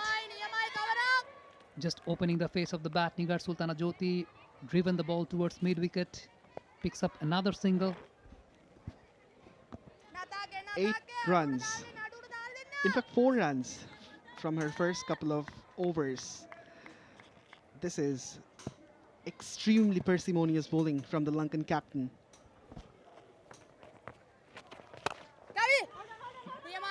This time that was a cracking cover drive, but well stopped inside the 30-yard circle at the covers. At this stage, the Lankans were 70 for 2, while the Bangladesh batters are now 75 for 2, which means they are on the ascendancy. Has to carry on. That's good bowling, containing very much 𝗂𝗏𝗂𝗃𝗃. Every time she's been the thinking cricketer, just anticipating the approach of the batter and bowling with perfection, varying the trajectories and the line and the lengths. This time goes for the sweep. Finds the fielder once again. That's been a brilliant over bowled by 𝗂𝗏𝗂𝗃𝗃. She has been a brilliant character overall. When she bats, she paints picture on the canvas. When she bowls, it seems like she's really playing with the minds of the batters. Again, floating the ball in, giving a lot of air to the ball, really tempting the batters to go for the wild hikes. And also varying the trajectory as well, even not letting the batter to guess on which direction the ball might come, on which length the ball might pitch. This time got the outside edge. Well stopped at the edge of the 30-yard circle at short third. Single to finish the over. End of another brilliant over by 𝗂𝗏𝗂𝗃𝗃. After 12, it's 79 for 2 Bangladesh.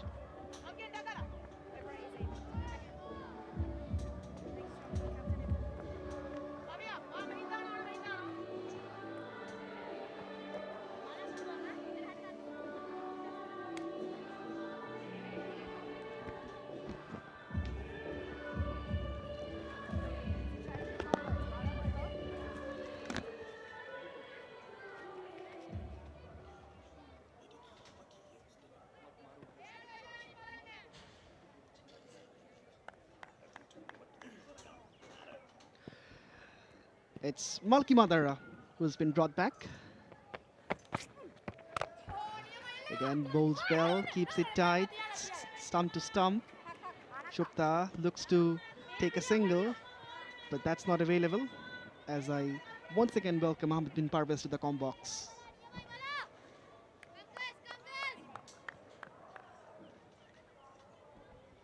Thank you very much, Alif Tasnim. Such an interesting phase of the game.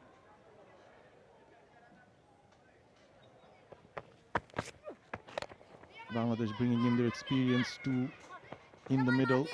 Both of them flopped in the previous game.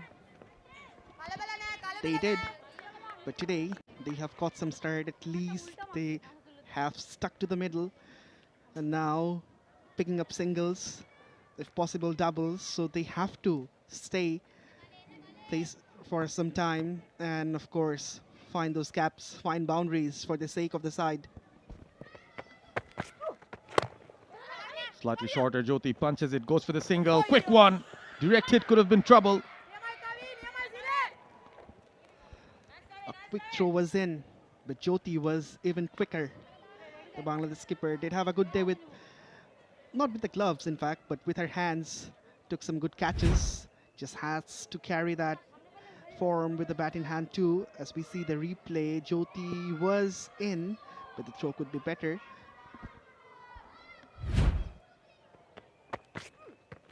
Walks into the shot. Sharmin Shukta.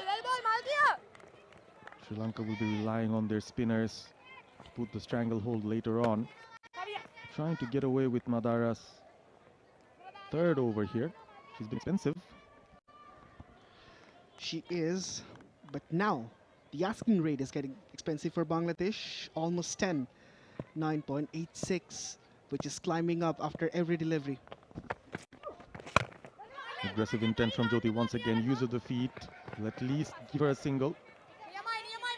I think the kind of aggression that Jyoti and Shukta have shown so far probably could have done better against the spinners to use their feet, come to the pitch of the ball. We've seen them getting stuck into their crease, and that I think has been a decisive factor. Absolutely, some jitters were there. Jyoti and Shukta Both of them were stuttering. Sounded good off the bat, but good fielding at mid-off as well. Oh, direct hit! Disaster for Bangladesh. Nigar Sultana will sit, and it will take her a long time before she stands up. What a breakthrough for Sri Lanka once again through some excellent fielding. Jyoti is in absolute disbelief.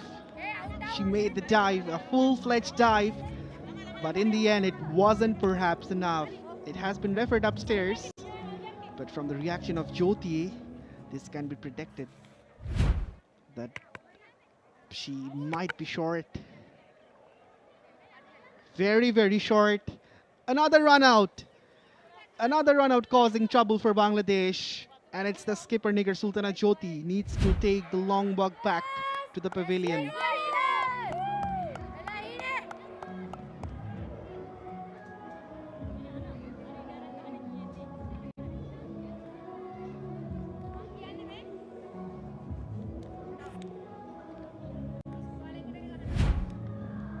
That was the pickup and throw at the right end.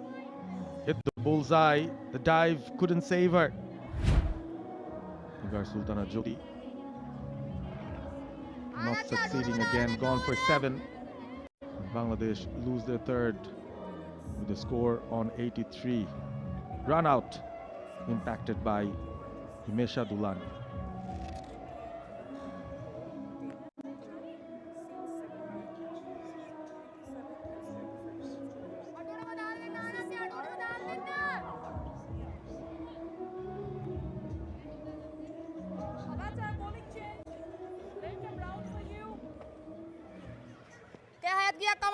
The battery and Subhana Mustari, a lot will ride on her as well, but she's the one who'll be standing at the non-striker's end. This is Sharmin Shupta at the striker's end.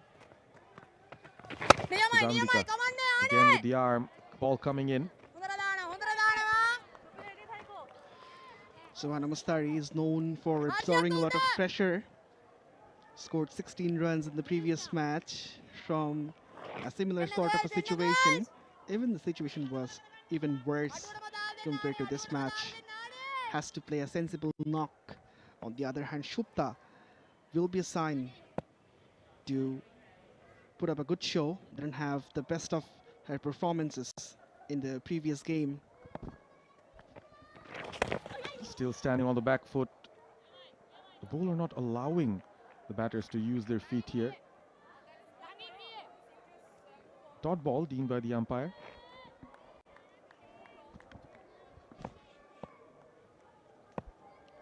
Sri Lanka slightly ahead on this stage. Again, a bit of a yes and no situation. Gone! Another one! One stop to aim at. She's hit the bullseye one more time. Probably will be a long walk back for Subhana Mustari without disturbing the scorers.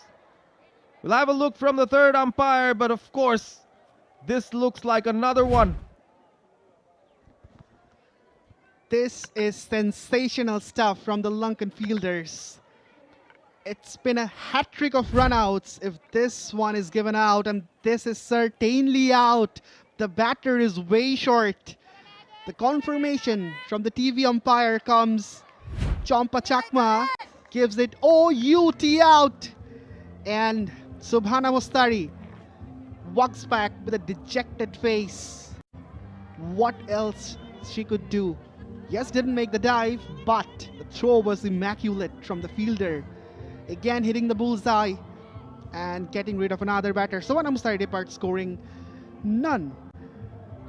Bangladesh are 84 for 4.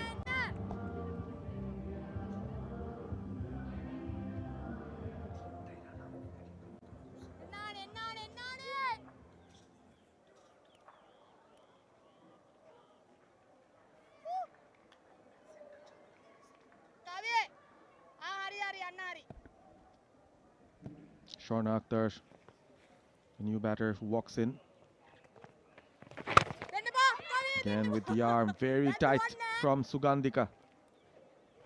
This has been such a resurgence from Sri Lanka, who've dropped a few catches right at the top gave both the openers a few opportunities, but they've been hitting the bullseye at ease. Goes the other way there against the turn. Will fetch a single. 𝗵𝗍 𝗬𝗠𝗧 started that run out against 𝗬𝗬𝗃𝗀𝗃𝗀𝗃, then got rid of Nigar Sultana-Jyoti with that brilliant directed, and then Kavisha Dilhari followed the same path. Another brilliant directed to get rid of Subhana Mustari. So 3 runouts in this innings thus far. Not just normal runouts. I mean, they've been direct hits from afar.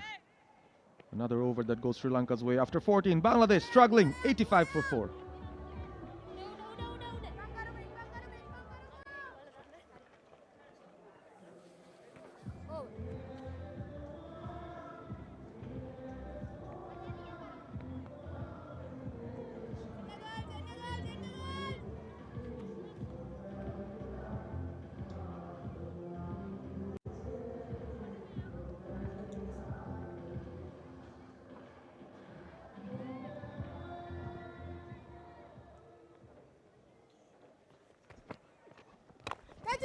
Over the top, just above the fielder's head, and that will find the boundary.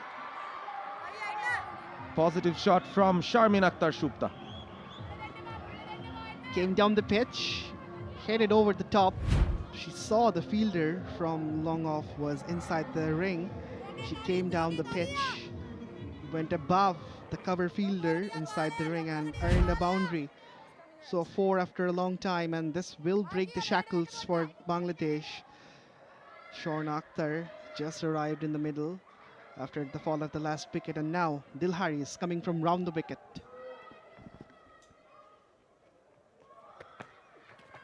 Off the back foot, no timing, no run. Has been doing so well, Kavisha Dilhari. 8 for 1.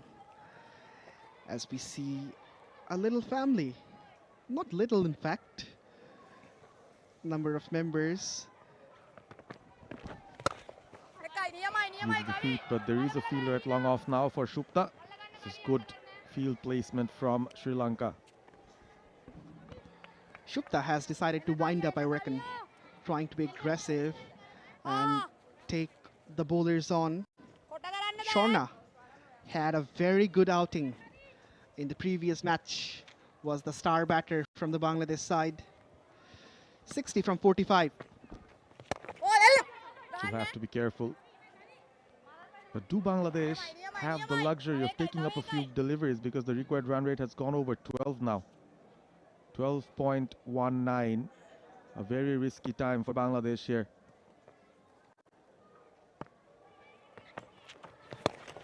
Use of the feet.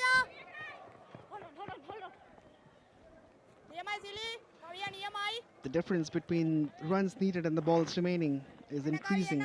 65 runs to get from the last 32. Bangladesh, they have a mountain to climb. They have to fly high just like the birds, which are not flying, but when they fly very high. That's gone high, but will be a single. At least a boundary from this over after 15. 94, in fact 92 for 4 Bangladesh.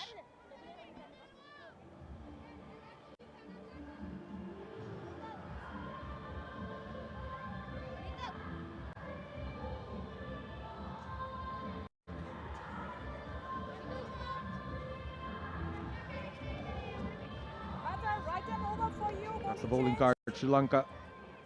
The bowler picked just 1 wicket, but all the other 3 came from direct hits. The spinners have been excellent. Sugandhika Chamari, Atapattu and Kavisha Dilhari bowling very economically.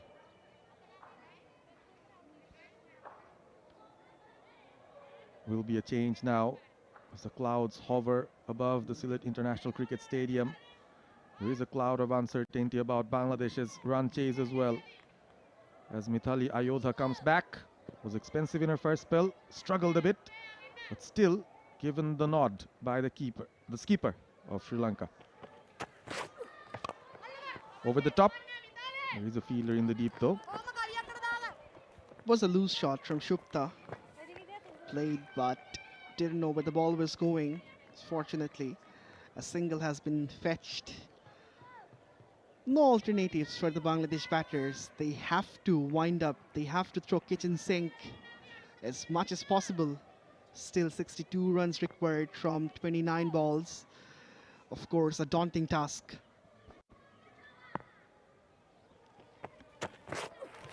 Slightly shorter. Soft hands applied.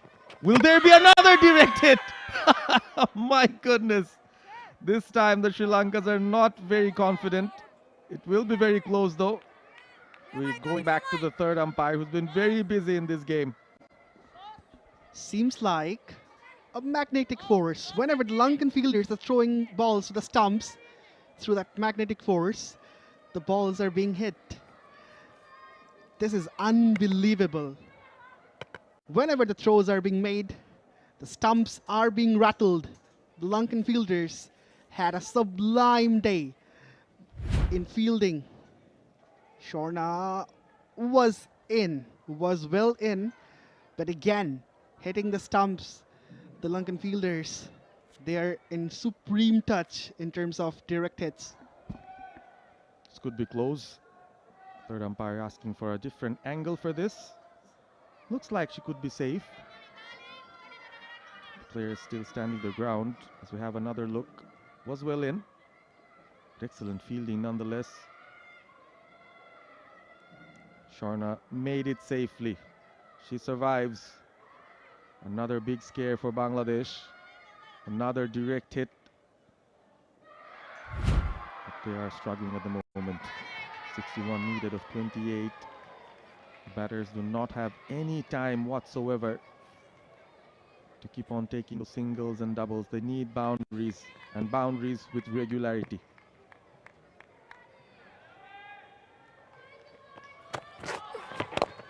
Good length from Ayodhya. Needs to chase for herself. 𝗁𝗏 asks for the second. Will run to the danger end and will make it. This is good running, but finally, no direct hit. I thought this will be another one. A lot of guts shown by 𝗁𝗏, was running to the danger end, but no dive this time around. Couple of runs for Bangladesh.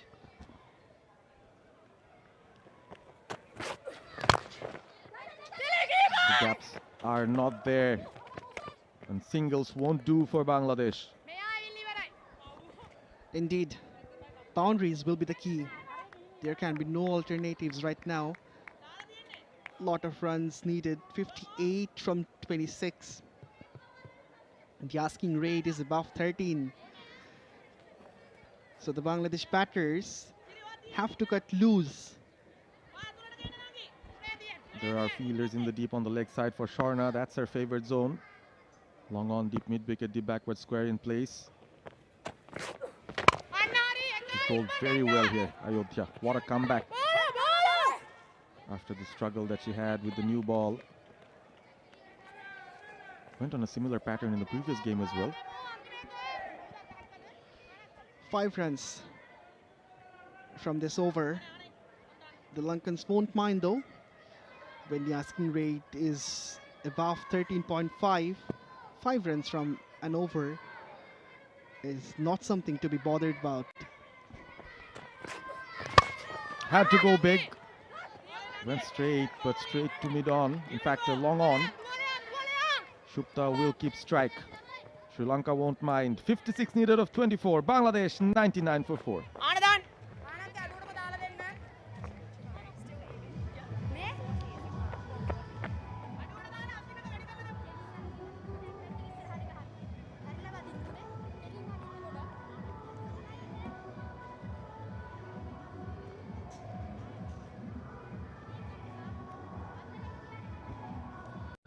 56 needed.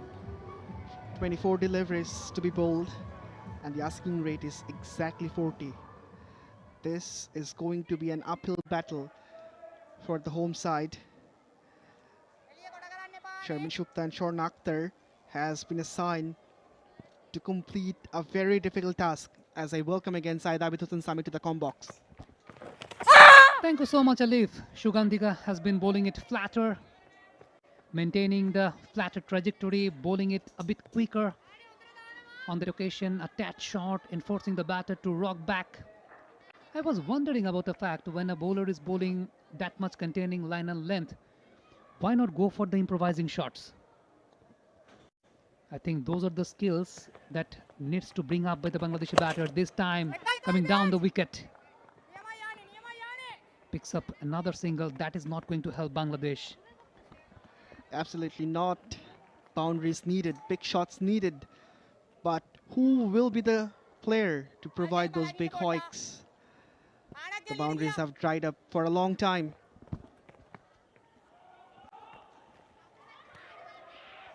The miscommunication, the misunderstandings have been featured throughout the innings. 3 run-outs in one particular innings.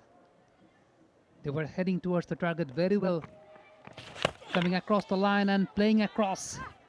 Once again, misses that completely. Nothing is working in Bangladesh's favor now. The batters are trying to play the big shots, but failing persistently, one after another miss hits.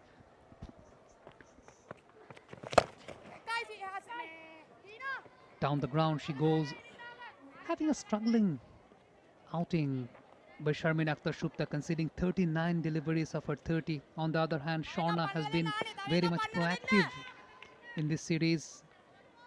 We have seen in the ODIs, she's been very much prominent. The last match, she purchased 60-odd runs. Coming down the track, goes downtown. 1 bounce, 2 bounce into the fence. That brings up the boundary for Shorna Akhtar. Finally, the much-needed boundary for Bangladesh. And it has been provided by Shorna Akhtar. Advancing down the pitch, hitting it straight just to make sure that the long off and the long on fielders don't really reach to it. And Shorna has succeeded on this occasion. A much-needed boundary, but still the asking rate is above 15. 49 runs to score from the last 19. The battle remains tough for Bangladesh.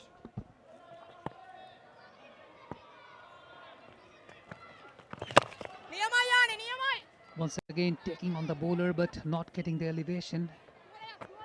Trying to charge down the ground and taking the aerial loot, but ended up getting another single. Bangladesh required another 48 runs to win. Still they have 18 more deliveries. It's 107 for Bangladesh after 17.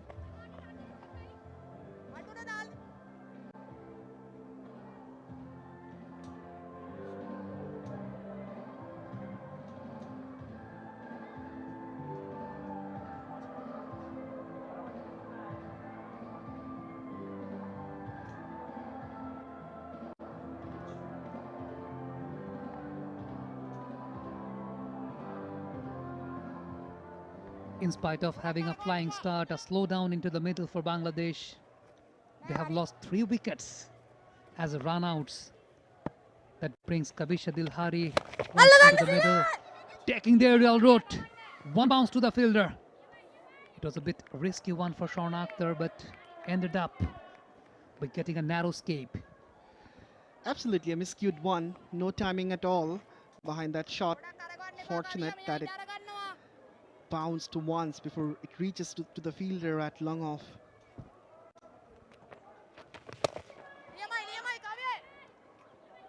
Once again, no timing at all. Not getting the elevation right. Sharmeen Akhtar Shupta having a struggling moment right into the middle. 46 runs required from the last 16. Lot of 6s and 4s will be needed.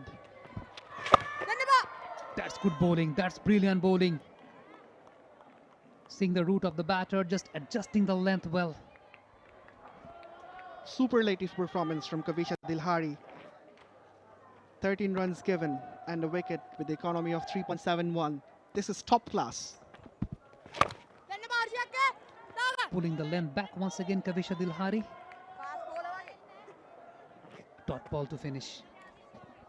The Bangladesh batters have no answer to the Lankan bowlers right now. They seem like they're just hitting it to the fielders, not even singles or doubles. Coming down the track, taking on the bowler. Chase on for the fielder once again. But ended up picking up a couple of runs for Sharna Akhtar. Once again, I must mention that's not going to help Bangladesh.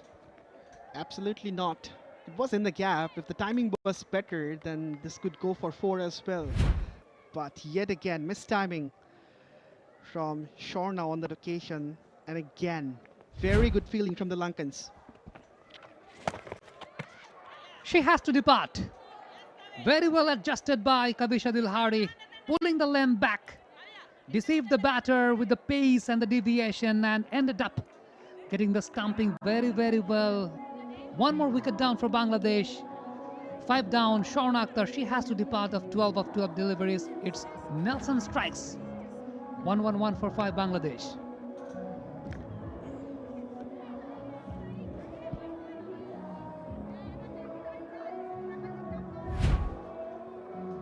Sharna had to go for the shot, came down the pitch a long way.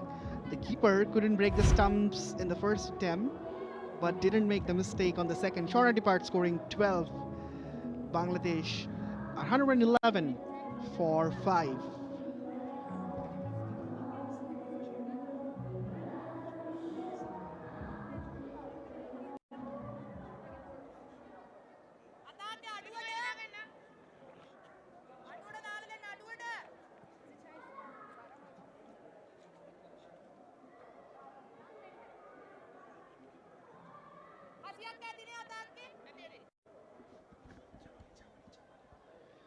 𝗂𝗵𝗴𝗂𝗂, the captain, has brought herself in.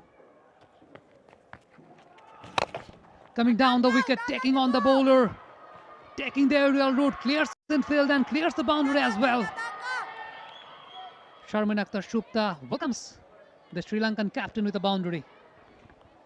A bit too late perhaps. Again, 𝗂𝗵𝗴𝗂𝗂 floating the bowling, giving a lot of air. Shupta has taken the full toll, waited for it and then blazes it downtown and hits the boundary. A bright start to this over for Bangladesh.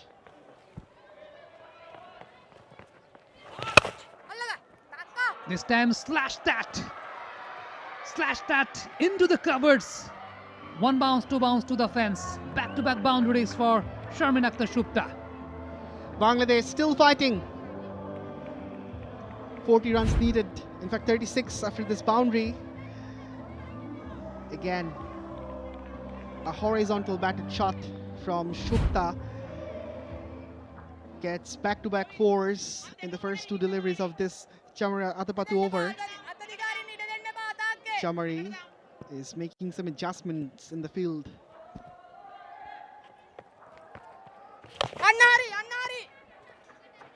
Going for the sweep shots, but did not get the timing well. You mentioned about the adjustments into the field. The first delivery she bowled to Sharmin Akhtar Shupta, there was mid-off up into the circle, but after the first 4, they have brought the long off along with the long on. And that really shows the character of 𝗂𝗵𝗴𝗂𝗂, that how much containing she can be. Goes over the bowler set. A vacant space at long off. Couple of runs being picked by Sharna Akhtar, but I was missing those improvising shots because both the third man and fine leg was up into the circle. In fact, Ritumoni was the batter.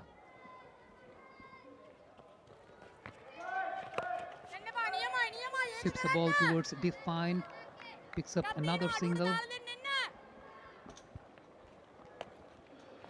32 needed from the last 7. Still possible for Bangladesh, according to the mathematics. But the Lankans, they will be thinking that they have got the game in their hands. A shorter one, rocking back, pulled away towards mid-wicket, but big shot for a single. Overdone after 19 hits, 124 for 5.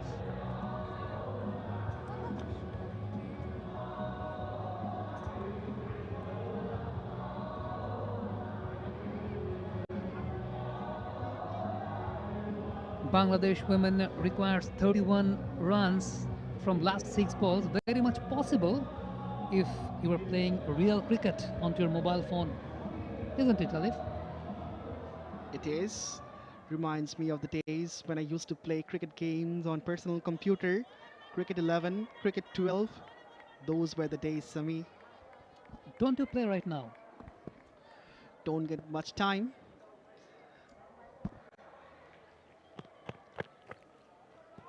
At this time, 𝗂𝗏𝗂𝗃𝗃 will get ample amount of time to face the first delivery, as there was slight break in the momentum of the bowler. She has been a promising stuff for Sri Lankans.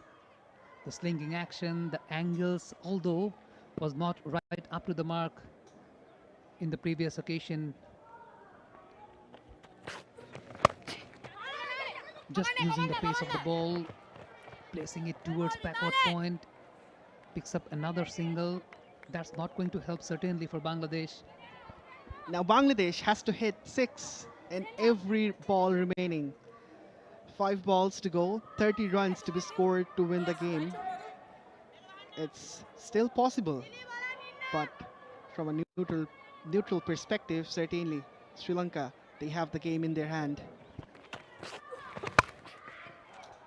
Got the outside edge, beats in field, beats the third man as well. A boundary purchased by Ritu Moni for the very first time in this innings. And that really only reduces the margin, nothing else. With this boundary, this has been confirmed that unless any miracle takes place, the Lankans are going to win the battle. 26 needed from the last 4.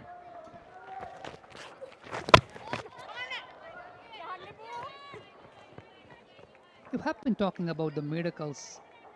We have seen Rinku Singh purchasing 30-odd runs in the last over. Maybe it was back in 2025 IPL. And also, I was watching a match between Sunrisers Hyderabad and Mumbai Indians last night, where winning the toss, deciding to bat first, Mumbai scored over 240, and that's chased down by Hyderabad. So ample amount of runs being scored in IPL.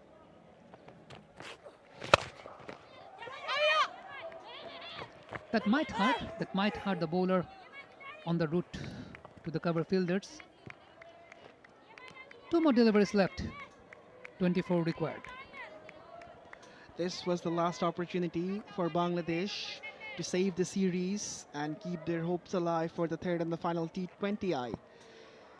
Then again, it's a tale of disappointment and frustration for the home side. Again, pulls a Yorker in the block hole. Single taken. The batters are thinking for the second one, but good feeling. I think that has been very much disappointing stuff by the Bangladeshi batters, because they had a flying start by the grace of their openers. Dilara Akhtar and 𝗂𝗍𝗂𝗂 got an opening partnership of 46. After that, 𝗂𝗍𝗂𝗂𝗂 has to depart by the grace of some brilliant fielding into the field by the Sri Lankan fielders, and altogether 3 run-outs on the cards for Bangladesh. A slowdown into the middle, Sharmin Shupta having a struggling period going on. That ends up the match. So the final result, Sri Lanka have managed to win this particular match over Bangladesh by 22 runs. In fact, 21 runs to be accurate, by the grace of some brilliant performance and clinical stops by the Sri Lankan bowlers and the fielders. I think full credit goes to Chamara Tapatu and her team, just holding their nerves well in spite of conceding a flying start by Bangladesh. The Sri Lankans were well ahead of Bangladesh at the very last stage. Winning the toss, deciding to field first, Bangladesh women were able to restrict Sri Lankans within 154.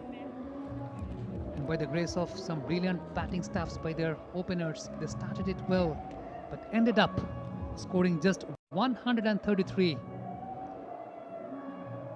Sri Lanka managed to win the series. Right now, the third T20 International on 2nd of May, it's going to be a matter of the formality. Indeed, it's going to be a dead rubber As the Bangladesh players walk out of the dressing room, there will be a shake of hands. Congratulations, of course, for the visitors for winning the series. In Rajshahi, they won the series by 2-1. Even in Sylhet, they're leading the series by 2-0. And there is a possibility of a whitewash as well if the Lankans can win the last and the final T20I as well. But this has been a clinical performance from the visitors. They have completely outplayed Bangladesh in all departments. They were a much better batting side. The bowling was also so good, and the fielding was electric in this particular match. Yes, some sloppy misses in the initial phase, but they have done exceedingly well in terms of fielding.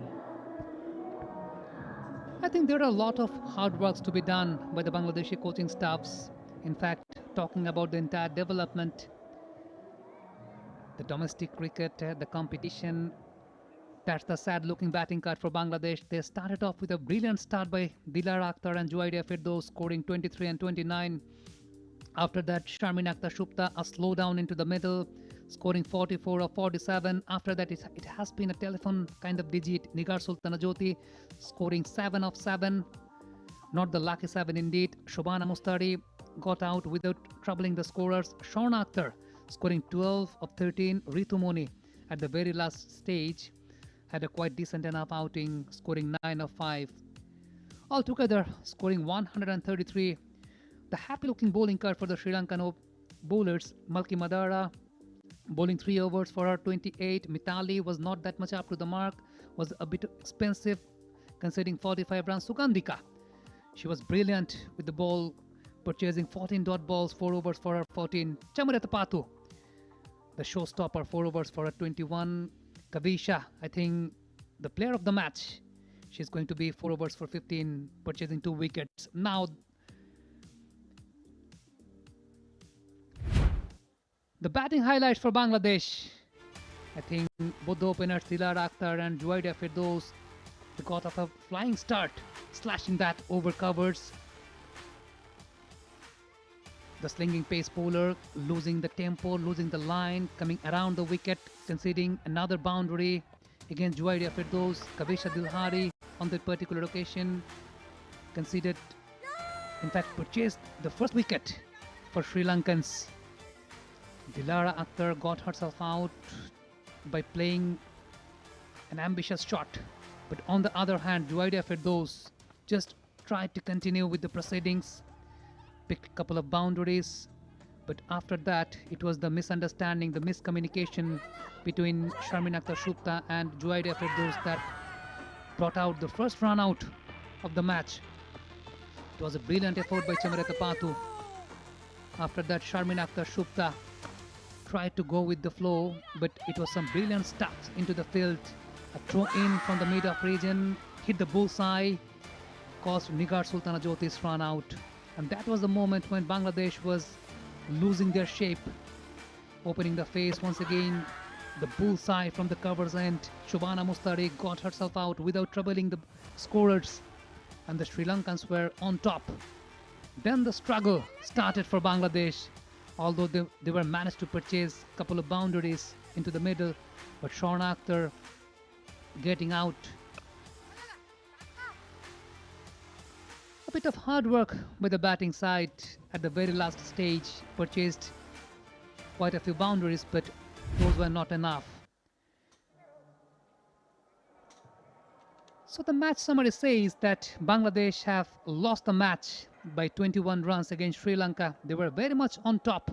Top-notch performance by both the batters and the bowlers. The match summary brings in Sri Lankan women losing the toss and forcing to bat first, scoring 154 for 4. Harshita Samaravikrama scoring 49 of 29. Chamarathapathu 42 of 37. Himesha Dulani 27 of 25. In reply, Bangladesh got a brilliant start by the grace of their opening batter 𝗂𝗧 and 𝗬𝗓𝗏 scoring 29 and 23, and a bit of struggle by 𝗧 scoring 44 of 47. 𝗂𝗃𝗃 was brilliant with the ball, Conceding 15 runs brings a couple of wickets altogether. End of all, Sri Lanka have managed to purchase a victory over Bangladesh by 21 runs. A clinical victory by Here at Sri the Sylhet Lankans, International Cricket Stadium. deciding to bowl first, but ended up having a loss against Sri Lanka. Now, let's go to the post-match presentation. 𝗂𝗏𝗡 have been waiting out there. What a wonderful day of cricket here at the Sylhet International Cricket Stadium, and it's the visitors, Sri Lanka, who've trumped Bangladesh one more time, winning the match by 21 runs. Everyone delivered. The Sri Lankan batters delivered, their bowlers delivered, and the fielding was exceptional. And tough luck for Bangladesh for losing the second match on the trot. We're here at the presentation party, where we have Mr. Moshiur Rahman, the Divisional Commissioner of Sylhet, to provide the Player of the Match award. Thank you, sir, for being here. First of all, I'd like to call on the captain of the Bangladesh side, 𝗂𝗚𝗓 𝗠𝗚𝗏𝗃𝗏.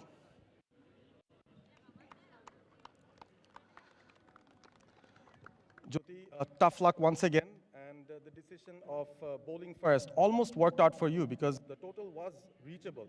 But I guess something happened when you guys went on to bat again. Yeah, I think probably we bowled really well today. Even the fielding was outstanding by the fielders. Yeah, especially we started really well in the batting. I guess we got a decent run in the power play, and after that the set batter couldn't carry on. And definitely in middle, I think we didn't match up with the run rate. What about the run-outs that happened? There were 3 on the trot. Did that actually disrupt the run chase? So definitely, because when we were there in a three run-outs like this as a top order batter, it really cost the team. Well, what's the plan for the next one? The series is gone. Yeah, definitely. See, we are looking forward to the last game, and before the big tournament, we would like to see our bench, definitely. And we just don't want to do all the mistakes what we have done in the last 2 games. All the best, Jyoti, for the last one. Thank you so much. 𝗂𝗚𝗓 𝗠𝗚𝗏𝗃𝗏, the captain of Bangladesh. Now, it's my honor to call upon the player of the match. There were a few contenders. Harshita Samaravikrama once again with the runs, 49 of 29. 𝗂𝗏𝗃𝗏 Yathapattu played her hand as well, the captain herself. But it was the performance of Kavisha Dilhari that made the difference in the end. 4 overs, 2 for 15, and that excellent run out of Subhana Mostari as well. She is our player of the match.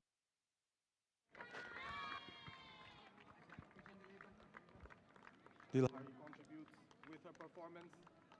Has been an excellent bowling effort. Even bowling at the death, she was very, very good. And that probably made the difference. She receives the award from Mr. Moshiur Rahman, Divisional Commissioner of Sylhet. And she's got a translator as well.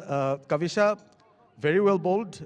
You've been bowling really well throughout the entire series. We've seen you in the ODI series as well. And over here, when you're given a lot of pressure to bowl at the death, to contain the batters, to pick up the wickets, how do you enjoy bowling in these pressure situations? I all time trying to execute it all balls. Well, you've been doing well. You've been bowling a bit quick as well, trying to adjust to the kind of pitch here. And about the run-out itself and the overall fielding performance of your side, what do you have to say about that? I all time enjoyed field or ball. That's all. All the best. Thank all the you. best for the rest. Kavisha Dilhari, player of the match. And now it's time to have a word with 𝗂𝗏𝗃𝗏 Yathapattu, the skipper of Sri Lanka. Another win on the bag, and congratulations for that. The series is also sealed and done. Where do you think the difference lay between the 2 sides? Because it has been a close encounter. Actually, the both teams are playing really good cricket today in the middle. I saw that, and the last game, Bangladesh playing really good cricket, and the today game as well. But compared to the both teams, I feel our batting lineup batted really good throughout the tournament and today as well. And the bowlers execute their right plan, right time. That's the most important thing. And we have good plans for them, and we execute those plans, and finally we won. Well, regarding the spin bowling and how you made those changes, was there a specific plan? Because the spinners actually did a great job in defending this total. Yeah, definitely. So we try a few things because that's why we are playing 2 fast bowlers because World Cup is playing in England. So fast ball, the condition is very good for the fast bowlers. So that's why we try a few things. And yeah, we are going with 3 spinners and 2 fast bowlers and 1 fast bowling all-rounder. So yeah, we execute our right plan, right time, and spinners done really good job. because we have good experience spin lineup like Sugandhika and 𝗂𝗃𝗄𝗃 and myself. We are playing enough cricket, so we know how to handle the situation in the middle. And the two fast bowlers, 𝗂𝗚𝗓𝗓, little bit struggled today, but she bowled a little bit good. And the young pace fast bowler, she done really good job for us. She created two good opportunities. Unfortunately, we dropped 2 catches, but she bowled really good. Yeah, very exciting prospects coming forward for Sri Lanka. One last question. How much do you enjoy fielding? Because I think that was the telling factor. Those 3 runouts really took the game out of Bangladesh. Yeah, especially in if we come to this format, fielding is most important thing and the fitness is number 1. So the coaches and the staff and the management always said the fitness is number 1.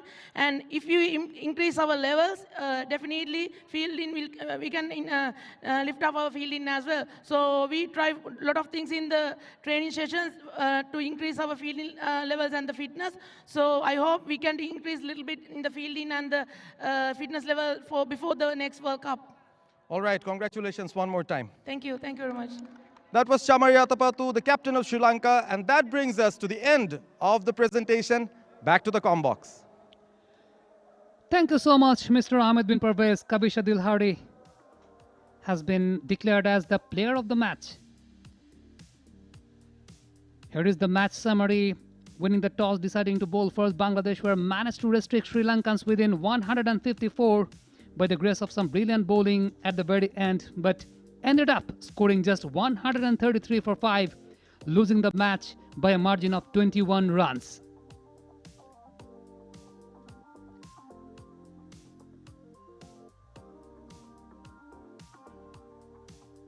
So coming up, the third T20 international between Bangladesh women and Sri Lankan women, it's a matter of formality.